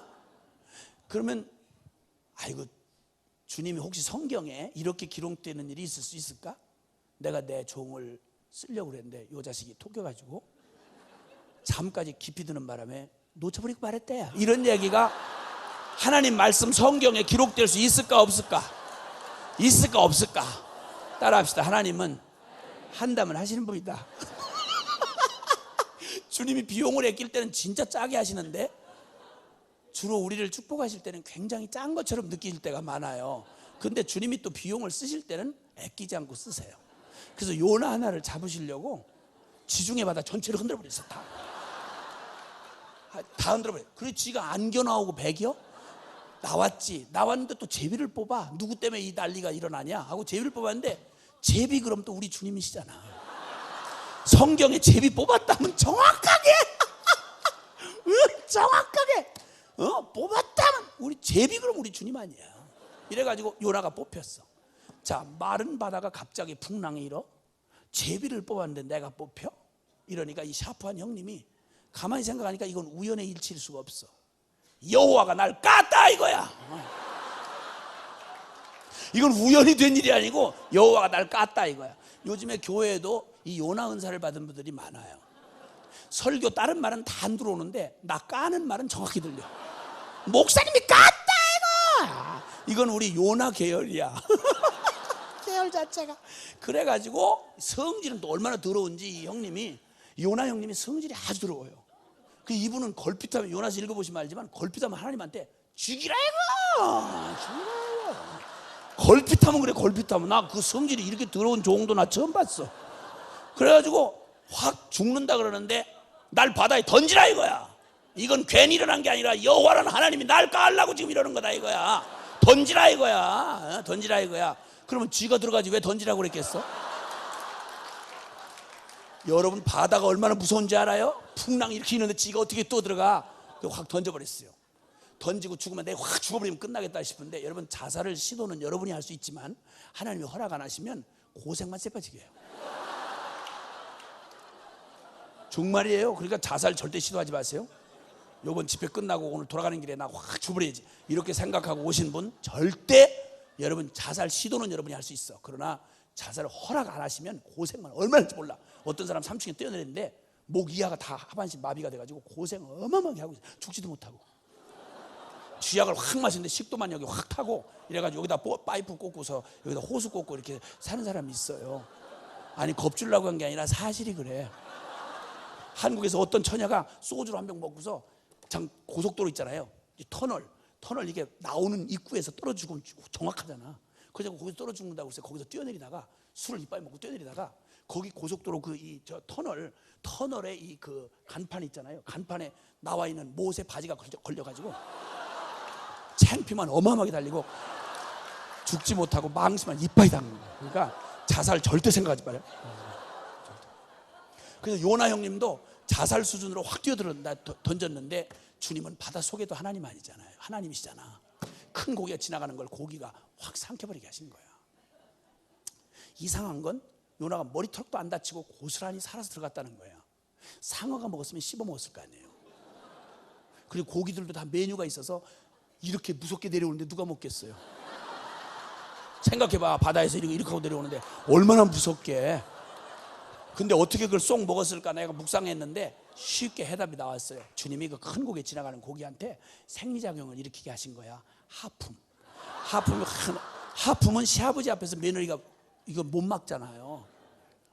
이러는데 쑥 들어가버려. 아주 쑥 들어가버려. 그래가지고 3일 밤낮을 완벽하게 물고문을 당한 채 죽어지질 않는 거지. 그러니까 여러분 주님 앞에 토꼈다가는 잘못하면 물고문 당한 수가 있어. 죽어지질 않아요.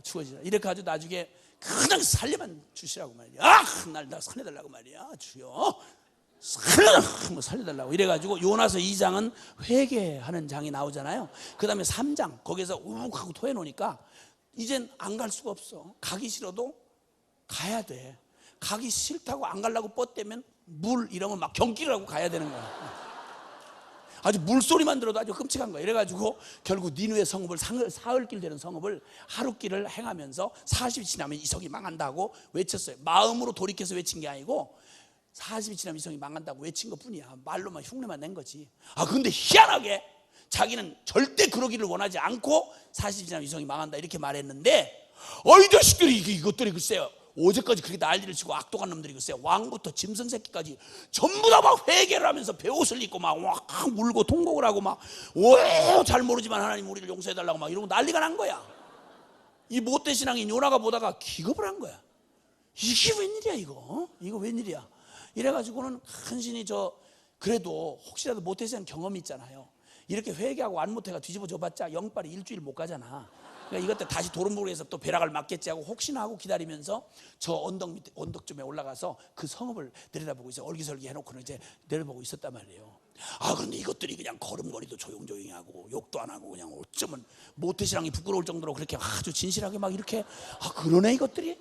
그래서 40일이 되도록 그냥 그렇게 변화된 모습을 확실히 보여주니까 불안한 가운데 40일 밤을 지나는데 그 다음날 아침 아니나 다를까 성냥불 하나도 안 떨어졌어.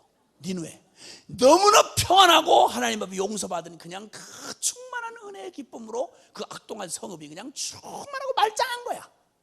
자기만 완전히 왕따 당한 채로 웃음꼬라지가 돼가지고 성냥불 하나도 안 내리는데 저 혼자 초라하게 거기서 남게 된 거야. 이러자 드디어 그때까지 40일 될 때까지 참고 누르고 참았던 요나가 있는 대로 분노가 폭발한 거예요. 이게 요나서 4장 얘기야. 벌써 여러분은 요나서 안 읽었는데 4장까지 갔어 지금.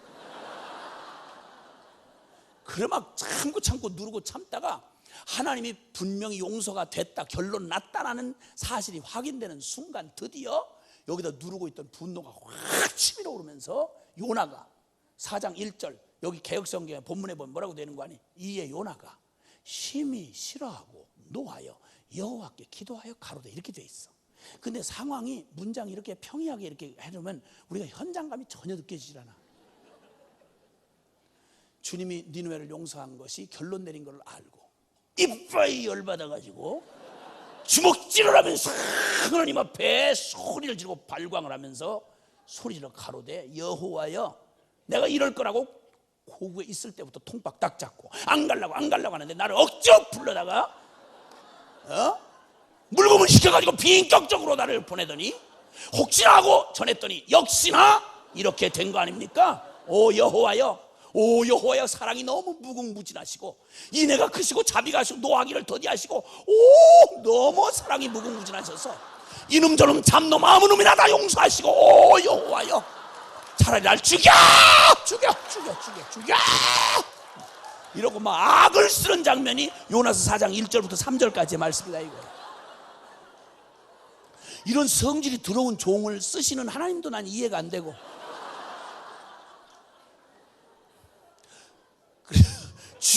그래, 죽여 따로 죽일 필요도 없어. 뜨거운 땡볕이 내리쬐지 속에서 열받지 그럼 그냥 두면 일사병으로 죽게 돼 있어. 죽여 이러고 이제 쓰러져서 움막에 쓰러져 있는데 주님이 그걸 죽도록 내버려 두시지 않고 갑자기 박넝쿨 하나 예비하사 박넝쿨을 확 덮어주신 거야. 그랬더니 그 시원한 중동의 날씨가 그냥 박넝쿨이니까 그냥 땀이 쏙 식고 이제 나중에 정신이 돌아왔단 말이에요.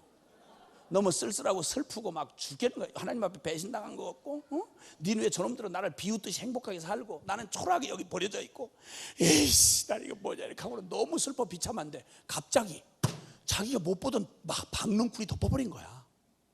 와, 너무 막 속상하고 너무 버림받는 것 같은 이런 생각에 너무 비참한 마음으로 있다가 갑자기 박넝쿨을 물끄러 쳐다보는데 갑자기 코끝이 찡하면서 하나님도 버리고 니느웨도 나를 비웃는 나 광야에 버려진 외로운 사나이 이 사나이 하나만을 위하여 아무 조건 없이 피워준 박넝쿨 가슴이 막 갑자기 따뜻해져 오기 시작한 거지. 이 본래 성질이 더러운 놈이 속살이 부드러운 경우가 많아요. 그래가지고 박넝쿨에 막 갑자기 마음이 막 확 열리면서 막 사랑이 막 쏟아지는 거야. 이 순수한 박넝쿨의 순정에 그냥 마음이 그냥 막 녹아지는 거야. 다 버림받은 광야의 외로운 사나이를 위해서 아무 조건 없이 피워준 박농쿨. 이 순정 이러고는 막 박농쿨을 확 사랑하게 된 거지. 그래서 아침에 일어나면 굿모닝 박농쿨, 밤에 잘 때는 굿나잇 박농쿨, 오마이 다링 박농쿨, 이렇게 해가지고는 하여튼 요나의 마음에 박농쿨 사랑지수가 충만해졌어. 이때 주님이 그 시간을 딱 보시고 박농쿨에 홀랑 미쳤을 때, 우리 주님이, 난 진짜 우리 주님이 천지를 지신 주님이셔. 근데 쥐새끼만도 못하는 그 피조물하고 계속 뭘 시비를 거시는 걸 보면,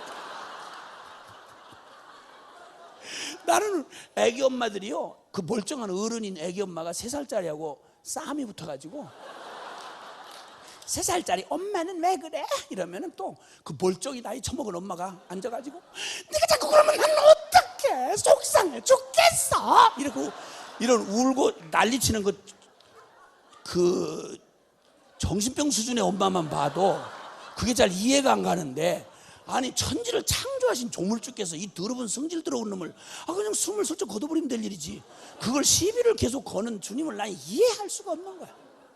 여러분이 안 그랬어? 갑자기 왜 요나 얘기하다 나한테 물어? 그래 막 개기고 막 이러는데 주님이 그걸 박농쿨에 그냥 폭 빠져가지고 그날도 굿나잇 박농쿨, 그러고는 잠이 이렇게 깊이 드는데 주님께서 벌레를 한 마리 예비하사 박농쿨을 처리 작업을 시켜가지고 또 끊어버렸어. 또 끊어, 계속 처리 작업을 해가지고 또 끊어져 버렸어. 그 또 끊었는데 아침에 뜨거운 사막에 동풍을 확 불어버리시니까 이게 나뭇잎이 이게 박농쿨이 해서요 와스 부서지는 거야. 그늘 맛을 보다가 그늘이 싹 가시고 그냥 햇빛이 짱 하고 내리치니까 이게 막 못 견디겠는 거야. 그런데 갑자기 또 우리 샤프한 형님이 이게 왜 갑자기 자라날 때도 갑자기 자라나더니 갑자기 웬 벌레에 웬 동풍이 이렇게 시간을 딱 맞춰서 오냐 이거야. 여호와가 깠다 이거 이래가지고는 또 예의 아이나 다를까 죽이라 이거, 죽이라 이거, 왜 날 까냐 이거 막 이러면서 난리가 났어. 나 진짜 이 형님 보면 정말 가슴이 따뜻해져. 이런 분이 선지자면 못할 사람이 어딨어. 우리 다 선지자감이야 다.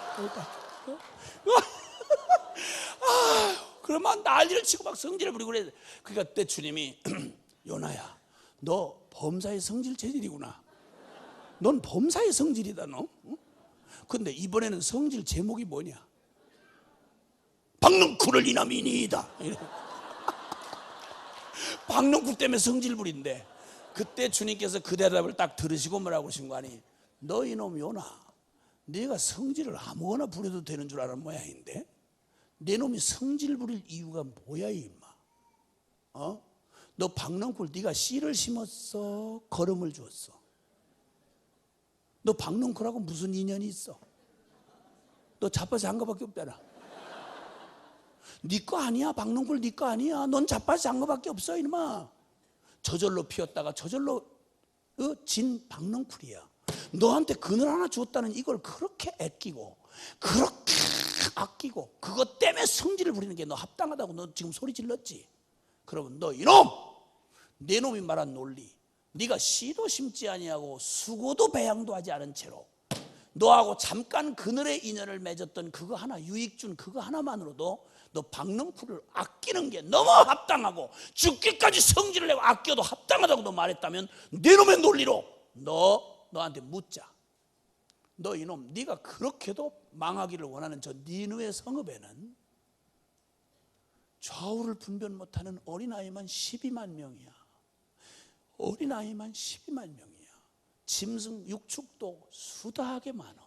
그리고 그 백성은, 이 백성은 내가 친히 지었고 그들을 내가 사랑해서 그들의 어떤 악행도 내가 참아내며 지금까지 아끼고 그리고 내가 지금까지 그들을 위해서 만약 필요하다면 내 아들을 내어줄 만큼 순정을 가지고 아끼는 그들은 내 거야. 너는 네 거 아닌 박농쿨도 그렇게 아끼는 게 합당하다고 했으면 나는 이들을 친히 내 손으로 지었고 내가 친히 이들을 인내해 왔으며 이들을 위해서 내 아들을 줄 만큼 내가 사랑하는 내 거야.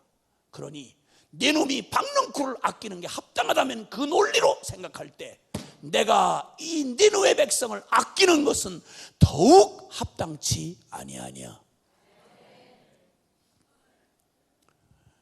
이때 요나가 이분이 있으나 대답할 수가 없었습니다. 왜냐하면 지 대답에 지가 말려 들어간 거니까. 그리고 요나가 대답을 하는데 주님도 더 말씀을 하실 수가 없어서 성경은 거기서 딱 끝나고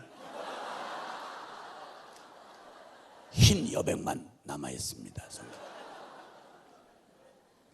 내가 이 백성을 아끼는 게 어찌 합당치 아니하냐라는 주님의 여운을 남긴 채 오고 오는 모든 세대가 이 주님의 질문에 맞서야 하도록 주님은 성경을 그렇게 의도하셨습니다.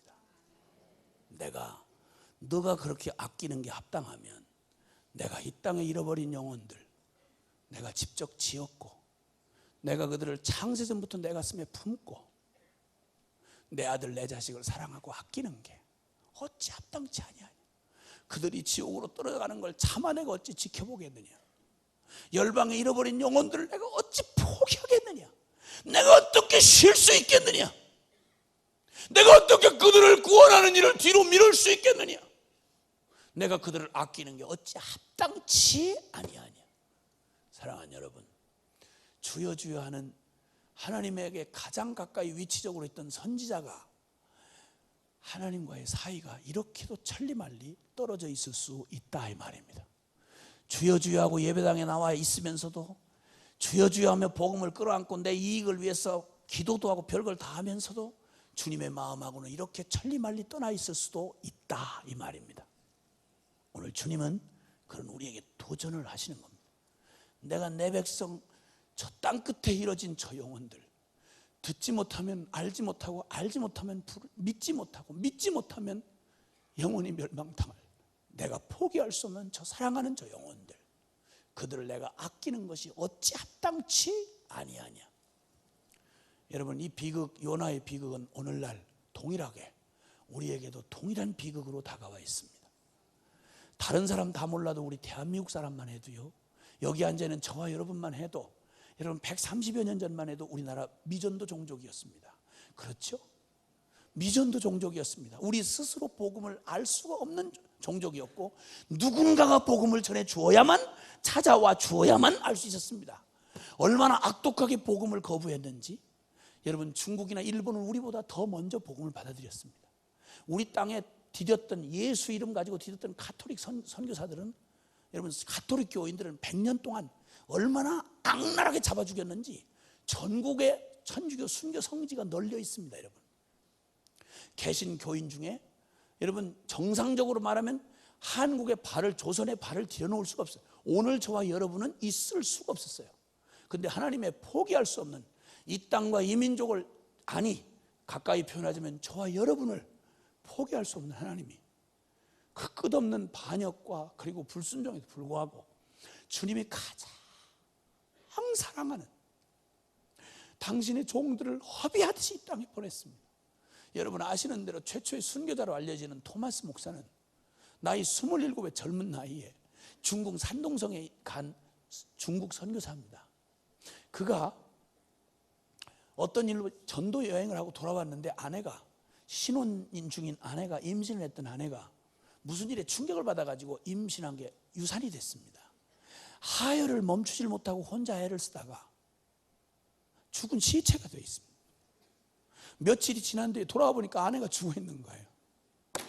이 충격이 얼마나 컸든지 아내를 지켜주지 못한 남편의 이 죄책감 때문에 너무너무 고통을 당하고 힘들어하고 심지어는 한때는 세관 직원으로 그냥 선교 소명까지 흔들릴 정도였습니다. 이때 아내를 잃은 신혼의 남편의 마음보다 신부된 조선 땅에 잊혀진 저 신부들 주님을 만나면 이렇게 보석같이 회복될 그러나 한 번도 반만년 역사에 복음을 받아본 적도 없이 비참한 가난과 억압과 비참한 우상숭배와 말할 수 없는 그 노예가 된 채 살아가는 빛을 받아본 적이 없는 이 땅에 당신의 그 깨어진 신부를 사랑하는 신랑 되신 우리 주님의 마음이 그 토마스의 아픔보다 더 커서 토마스의 마음을 사로잡으시고 조선 땅의 기가 막힌 소식을 듣게 하십니다. 그리고 그 마음을 부어주셔서 이 토마스가 스스로 노력을 하고 조선말 좀 배워가지고 정상적인 비자가 나오지 않고 가면 외국인들 살인과 야탈과 만행이 벌어진다고 하는 거 뻔히 알면서도 그가 지나가던 미국 상선 저너럴 셔먼이라고 하는 상선을 통역관 자청하고 타서 대동강으로 들어갔다가 조선 포졸들이 그 배가 모래톱에 걸린 저너럴 셔먼호에다 불을 질러버렸습니다. 불이 타고 있는데 자기를 둘러서서 막 위협하는 그들에게 가지고 가는 한문 성경책을 던지면서 몇 마디 안 되는 조선말로 예수 믿고 구원받으시오, 예수 믿고 천당 가시오, 그러면서 성경책을 다 던져주고 나중에 옷에 불이 붙으니까 뛰어내렸습니다. 물에 든 성경책을 가지고 나온 그를 기다리는 건 박춘권이라고 하는 이 형리가 칼을 빼들고 목을 치려고 기다리고 있었습니다. 27의 아픈 가슴을 가지고 있는 젊은 토마스의 목을 길게 늘여 앞에 뺐습니다. 몇 마디 안 되는 조선말로 하나님이 당신을 사랑한다 복음을 전하고, 하나님 이 백성이 저들이 하는 짓을 저들이 모릅니다, 저들의 죄를 저들에게 돌리지 말아달라고, 그리고 부탁을 하고는 사슴목처럼 길게 목을 들이우고, 그리고 무정한 박춘권의 칼날에 목이 덜렁 떨어졌습니다. 27살의 토마스의 가슴에 피가 펄펄 쏟아져서 대동강변을 적셨습니다. 그쯤이면 선교 안 하셔도 되지 않습니까? 이런 악독한 민족 이거 버려도 될 거 아닙니까? 그러나 주님은 이 땅을 포기해 본 적이 없으셨습니다. 그 이후에 계속해서 줄을 이어 들어온 선교사들, 미국에서 보낸 루비 캔드릭이라는 26살짜리 처녀 선교사는 그 오래전 옛날에 들어와서 그가 남긴 말이 지금 양화진 묘비에, 선교사 묘비에 거기 새겨져 있습니다. 내게 1000개의 목숨을 주신다면 그 1000개의 마지막 번째 1000번째 목숨마저 내가 사랑하는 조선을 위하여 바쳐야 한다. 조선 사람인 우리가 언제 한번 내 조국 이렇게 살아본 적 있습니까? 사랑해 본 적. 주님의 가슴을 품고 와서 이 민족을 그렇게 사랑하던 루비 캔드릭은 단 1년을 못 채우고 죽었습니다. 그가 열병에 걸려 회복될 수 없는 병으로 고통을 당해갈 때 그가 이렇게 유언을 남겼습니다. 만약 내가 이 병에서 일어나지 못한다면 나를 보낸 저 시골교회, 미국의 시골교회, 별로 크지 않는 교회, 거기 청년들에게 내 이 말 좀 전해달라고, 내가 만약 다시 일어나지 못한다면 더 많은 선교사들 여기 좀 보내달라고.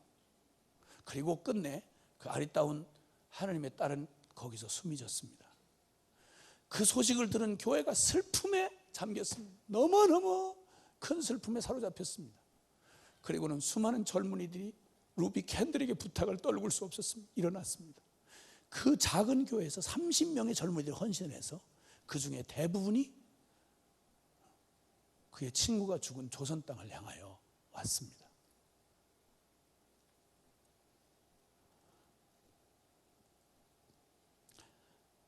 (6.25) 동란이 일어난 1950년대 양화진에 가보니까 전쟁이 일어난 그때 민족도 다 피해 나가던 판에 거기를 선교사가 가족을 데리고 들어왔는데 묘비에 기록된 글을 보니까 석 달짜리 아이가 그해 1950년 6.25 동란 터지던 해를 못 넘기고 죽었습니다. 생각해 보십시오, 여러분. 3살짜리 핏덩어리를 안고 그 밤을 동동거리며 그 전쟁터 한복판에서 죽어가는 아이를 안고 절규했을 선교사 사모의 가슴을 한번 생각해 보십시오. 그 다음에 3살짜리 아이가 또 죽습니다. 몇 년 있었고 아내가 또 죽습니다. 그러면 선교 팽개칠만 하지 않습니까? 이쯤이면 다 한 거 아닙니까? 그런데 여전히 선교사도 그 땅에 머물러 죽어 함께 묻힌 가족 무덤이 있습니다.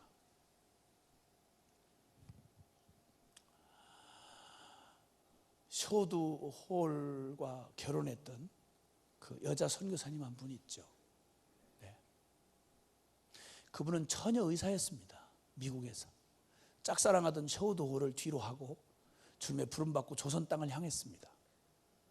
가서 조선 땅을 향하여 가가지고는 거기서 선교를 하는데 사랑해서 짝사랑을 못 잊고 거길 쫓아온 쇼들과 함께 최초의 서양 결혼식을 조선에서 했습니다. 열정적으로 그 땅을 섬기던 그 남편이 열병에 걸려서 죽게 됩니다. 둘째 아이를 임신했을 때였죠. 그만하면 그만뒀을 점 한데 이 고국 미국에 돌아왔을 때 둘째 아이를 낳고 슬픔에 있던 그에게 주님께서 그 자매 선교사에게 말합니다. 내 남편이 못 다닐 네가 해야 될 거 아니냐고. 그래서 결국 주님의 부름을 받고 다시 조선으로 남편 죽은 땅으로 갑니다. 가서 얼마 안 돼가지고 또 그가 그토록 사랑했던 딸아이가 또 열병으로 죽습니다.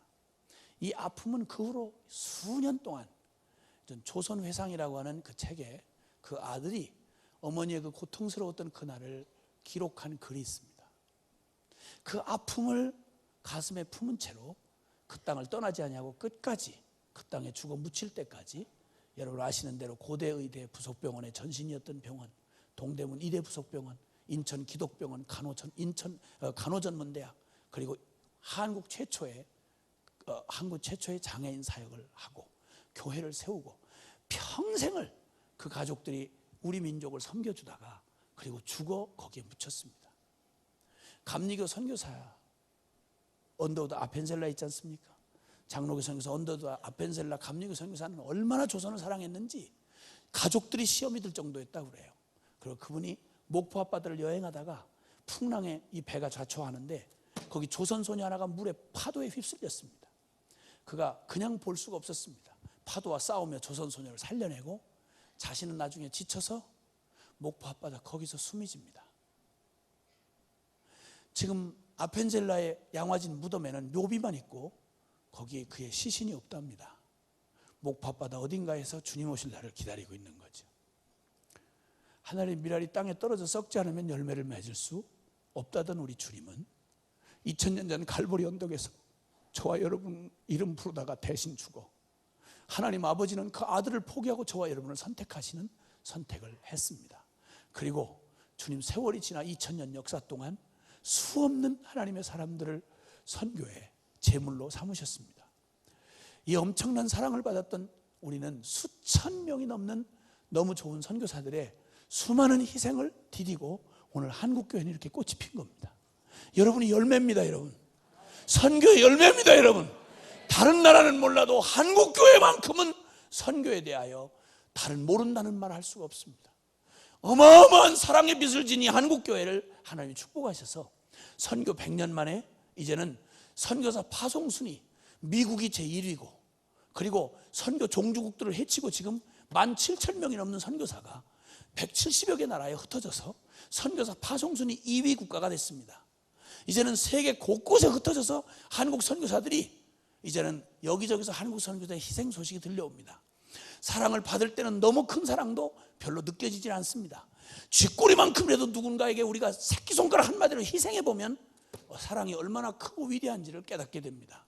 이제 한국 선교사들이 여기저기서 순교를 하고 희생을 당하고 있습니다. 러시아 모스크바 한복판에서 칼에 찔려 죽은 선교사, 그 형된 목사님이 애절하게 그 동생을 사모하며 쓴 시를 제가 보았습니다. 아프리카의 선교의 꿈을 꾸고 갔다가 함께 사위와 딸이 죽었는데 그 소식을 듣고는 그렇게도 사모하며 갔던 사위와 딸의 그 꿈을 이어가겠다고 장인 부부가 그 뒤를 이어 선교하겠다고 떠나가던 장인 부부의 이메일 고백서를 본 적이 있습니다. 어떤 지역에는 선교사가 죽어 장례하는 그 순간에 선교사가 죽은 거기에 묘비를 세워놨는데 이런 묘비에 글이 있더라지요. 선교사님 당신이 우리에게 처음 우리에게 왔을 때 우리는 어둠 가운데 있더니 당신이 가고 없는 지금 우리는 빛 가운데 있습니다. 이렇게 선교는 수많은 희생을 통해 이루어지고 있습니다. 제가 2000년도인가 기억나는 그때 네팔에 갔을 때 제가 머물고 있던 선교사님 숙소에 벨이 울렸습니다.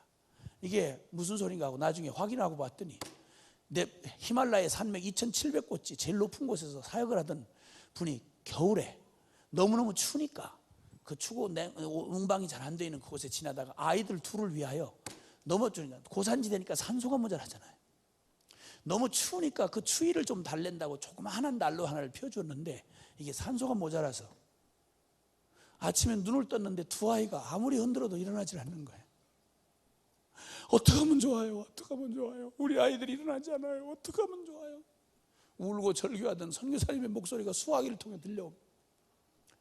그 죽은 두 아이를 뒷뜰에다 묻어놓고 거기를 섬기고 있던 선교사님 이야기.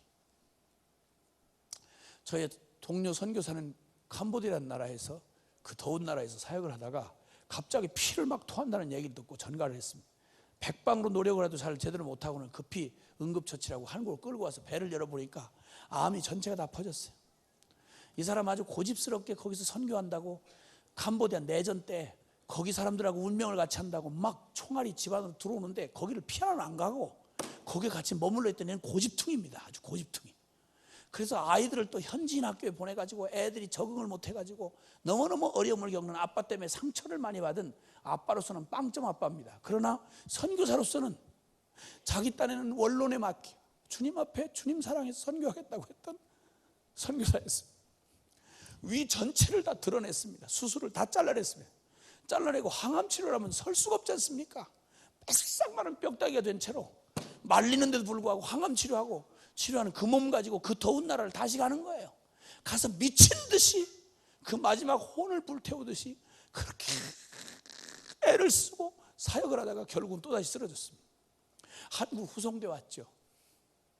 마지막을 가는데 선교를 마치지 못하고 하는 게 너무 안타까워서 제가 한번 가려고 치면 저의 복음학교 테이프를 일주일 꼬박 내내 거기다 귀에다 꽂고 그 병상에서 무서운 투병을 하면서 복음을 들어요. 가면 힘이 없어 찬송을 못하면 나도 지금 소리는 안 나오지만 나 찬송하고 있다고 손가락으로 지휘를 하면서 나 찬송하고 있다고 같이. 근데 그 아빠 때문에 상처를 많이 받았던 딸내미가 너무너무 사역을 못 마치고 하는 게 안타까워서 눈을 감지 못하는 아빠에게 이렇게 말해줬다고 그래요. 아빠 때문에 상처를 제일 많이 받은 딸이, 아빠 캄보디아 선교 실패하지 않았어요. 아빠 캄보디아 선교 끝나지 않았어요. 왜냐하면 아빠 딸 제가 아빠 뒤를 이어서 제가 계속 선교할 거예요. 그리고 지금 아빠가 죽은 지 여러 해 됐는데 지금 거기 선교사가 돼서 그 자리를 지키고 있습니다. 여러분, 선교 전포하는 자가 없이 어찌 듣겠느냐고, 찾아가지 않으면 어찌 그들이 알겠냐고. 여러분, 이 선교는 마지막 복음에 대한 주님의 부탁입니다. 이 교회에 와서 너무 감격한 건 교회 예산 50% 이상이 이 어려운 과정을 겪으시면서도 선교부에 쓰여지는, 성도들이 힘을 다해서 선교에 매진한다고 하는 말씀을 듣는 건 참 감격이었습니다. 저 같은 망한 술집 아들 놈, 소망 없이 이렇게 끝날라 같은 인생, 나한테 누가 복음을 전해주지 않았더라면 내가 어떻게 예수를 알았겠어요. 자식 5 준 거 주님 앞에 선교사로 다 바쳤고, 같이 함께 주님의 이 사랑에 붙들린 우리 동료들하고 같이 내일 없이 오늘 하루하루 살며 주님 땅끝에서 주님 맞이할 날 기다리고 땅끝 행진을 계속하고 있습니다. 주님은 꼭 오셔야만 합니다. 우리는 꼭 가야만 합니다. 그리고 복음은 전파돼야만 합니다. 선교는 무슨 대가를 지불하더라도 이루어져야 합니다. 그래야 우리 사랑하는 주님 다시 오십니다. 이 땅에서 만날 마지막 만남인지 모르겠습니다. 저는 저의 맡은 몫을 다하고 땅끝에서 죽을 겁니다. 여러분, 주님 앞에 만날 때 여러분 부르심의 끝자리에서 주님 앞에 여러분 온 생애를 불꽃처럼 태우셔서 선교 완성하고 우리 떳떳하게 자랑스럽게 만났으면 좋겠습니다. 제 사랑하는 아들에게 날 고백했던 저의 고백을 들려드리고 싶습니다. 사랑하는 아들아, 우리 땅끝에서 죽어 하늘 복판에서 만나자. 사랑하는 여러분, 우리는 모두 선교적 존재입니다. 누구도 예외일 수 없습니다. 여러분은 선교라는 도구가 없었더라면, 그 순종이 없었더라면 오늘 여기에 여러분의 삶은 있을 수 없었습니다. 그리고 주님은 여러분을 선교적 존재로 부르셨습니다. 땅끝까지 나가든지 아니면 보내든지 우리는 그 이하, 선교사 이하의 영성으로 살 수는 없습니다. 우리는 나가든지 여기서 있든지 우리는 동일하게 우리의 기도를 통하여, 우리의 섬김을 통하여, 우리의 물질을 통해서, 우리의 온 생애를 통하여 우리의 가장 값진 것 주님 앞에 드리며 주님 오실 길 예비하는 주님의 심장을 가진 하나님의 사람들로 우리의 생애를 드려야 합니다. 기도합시다.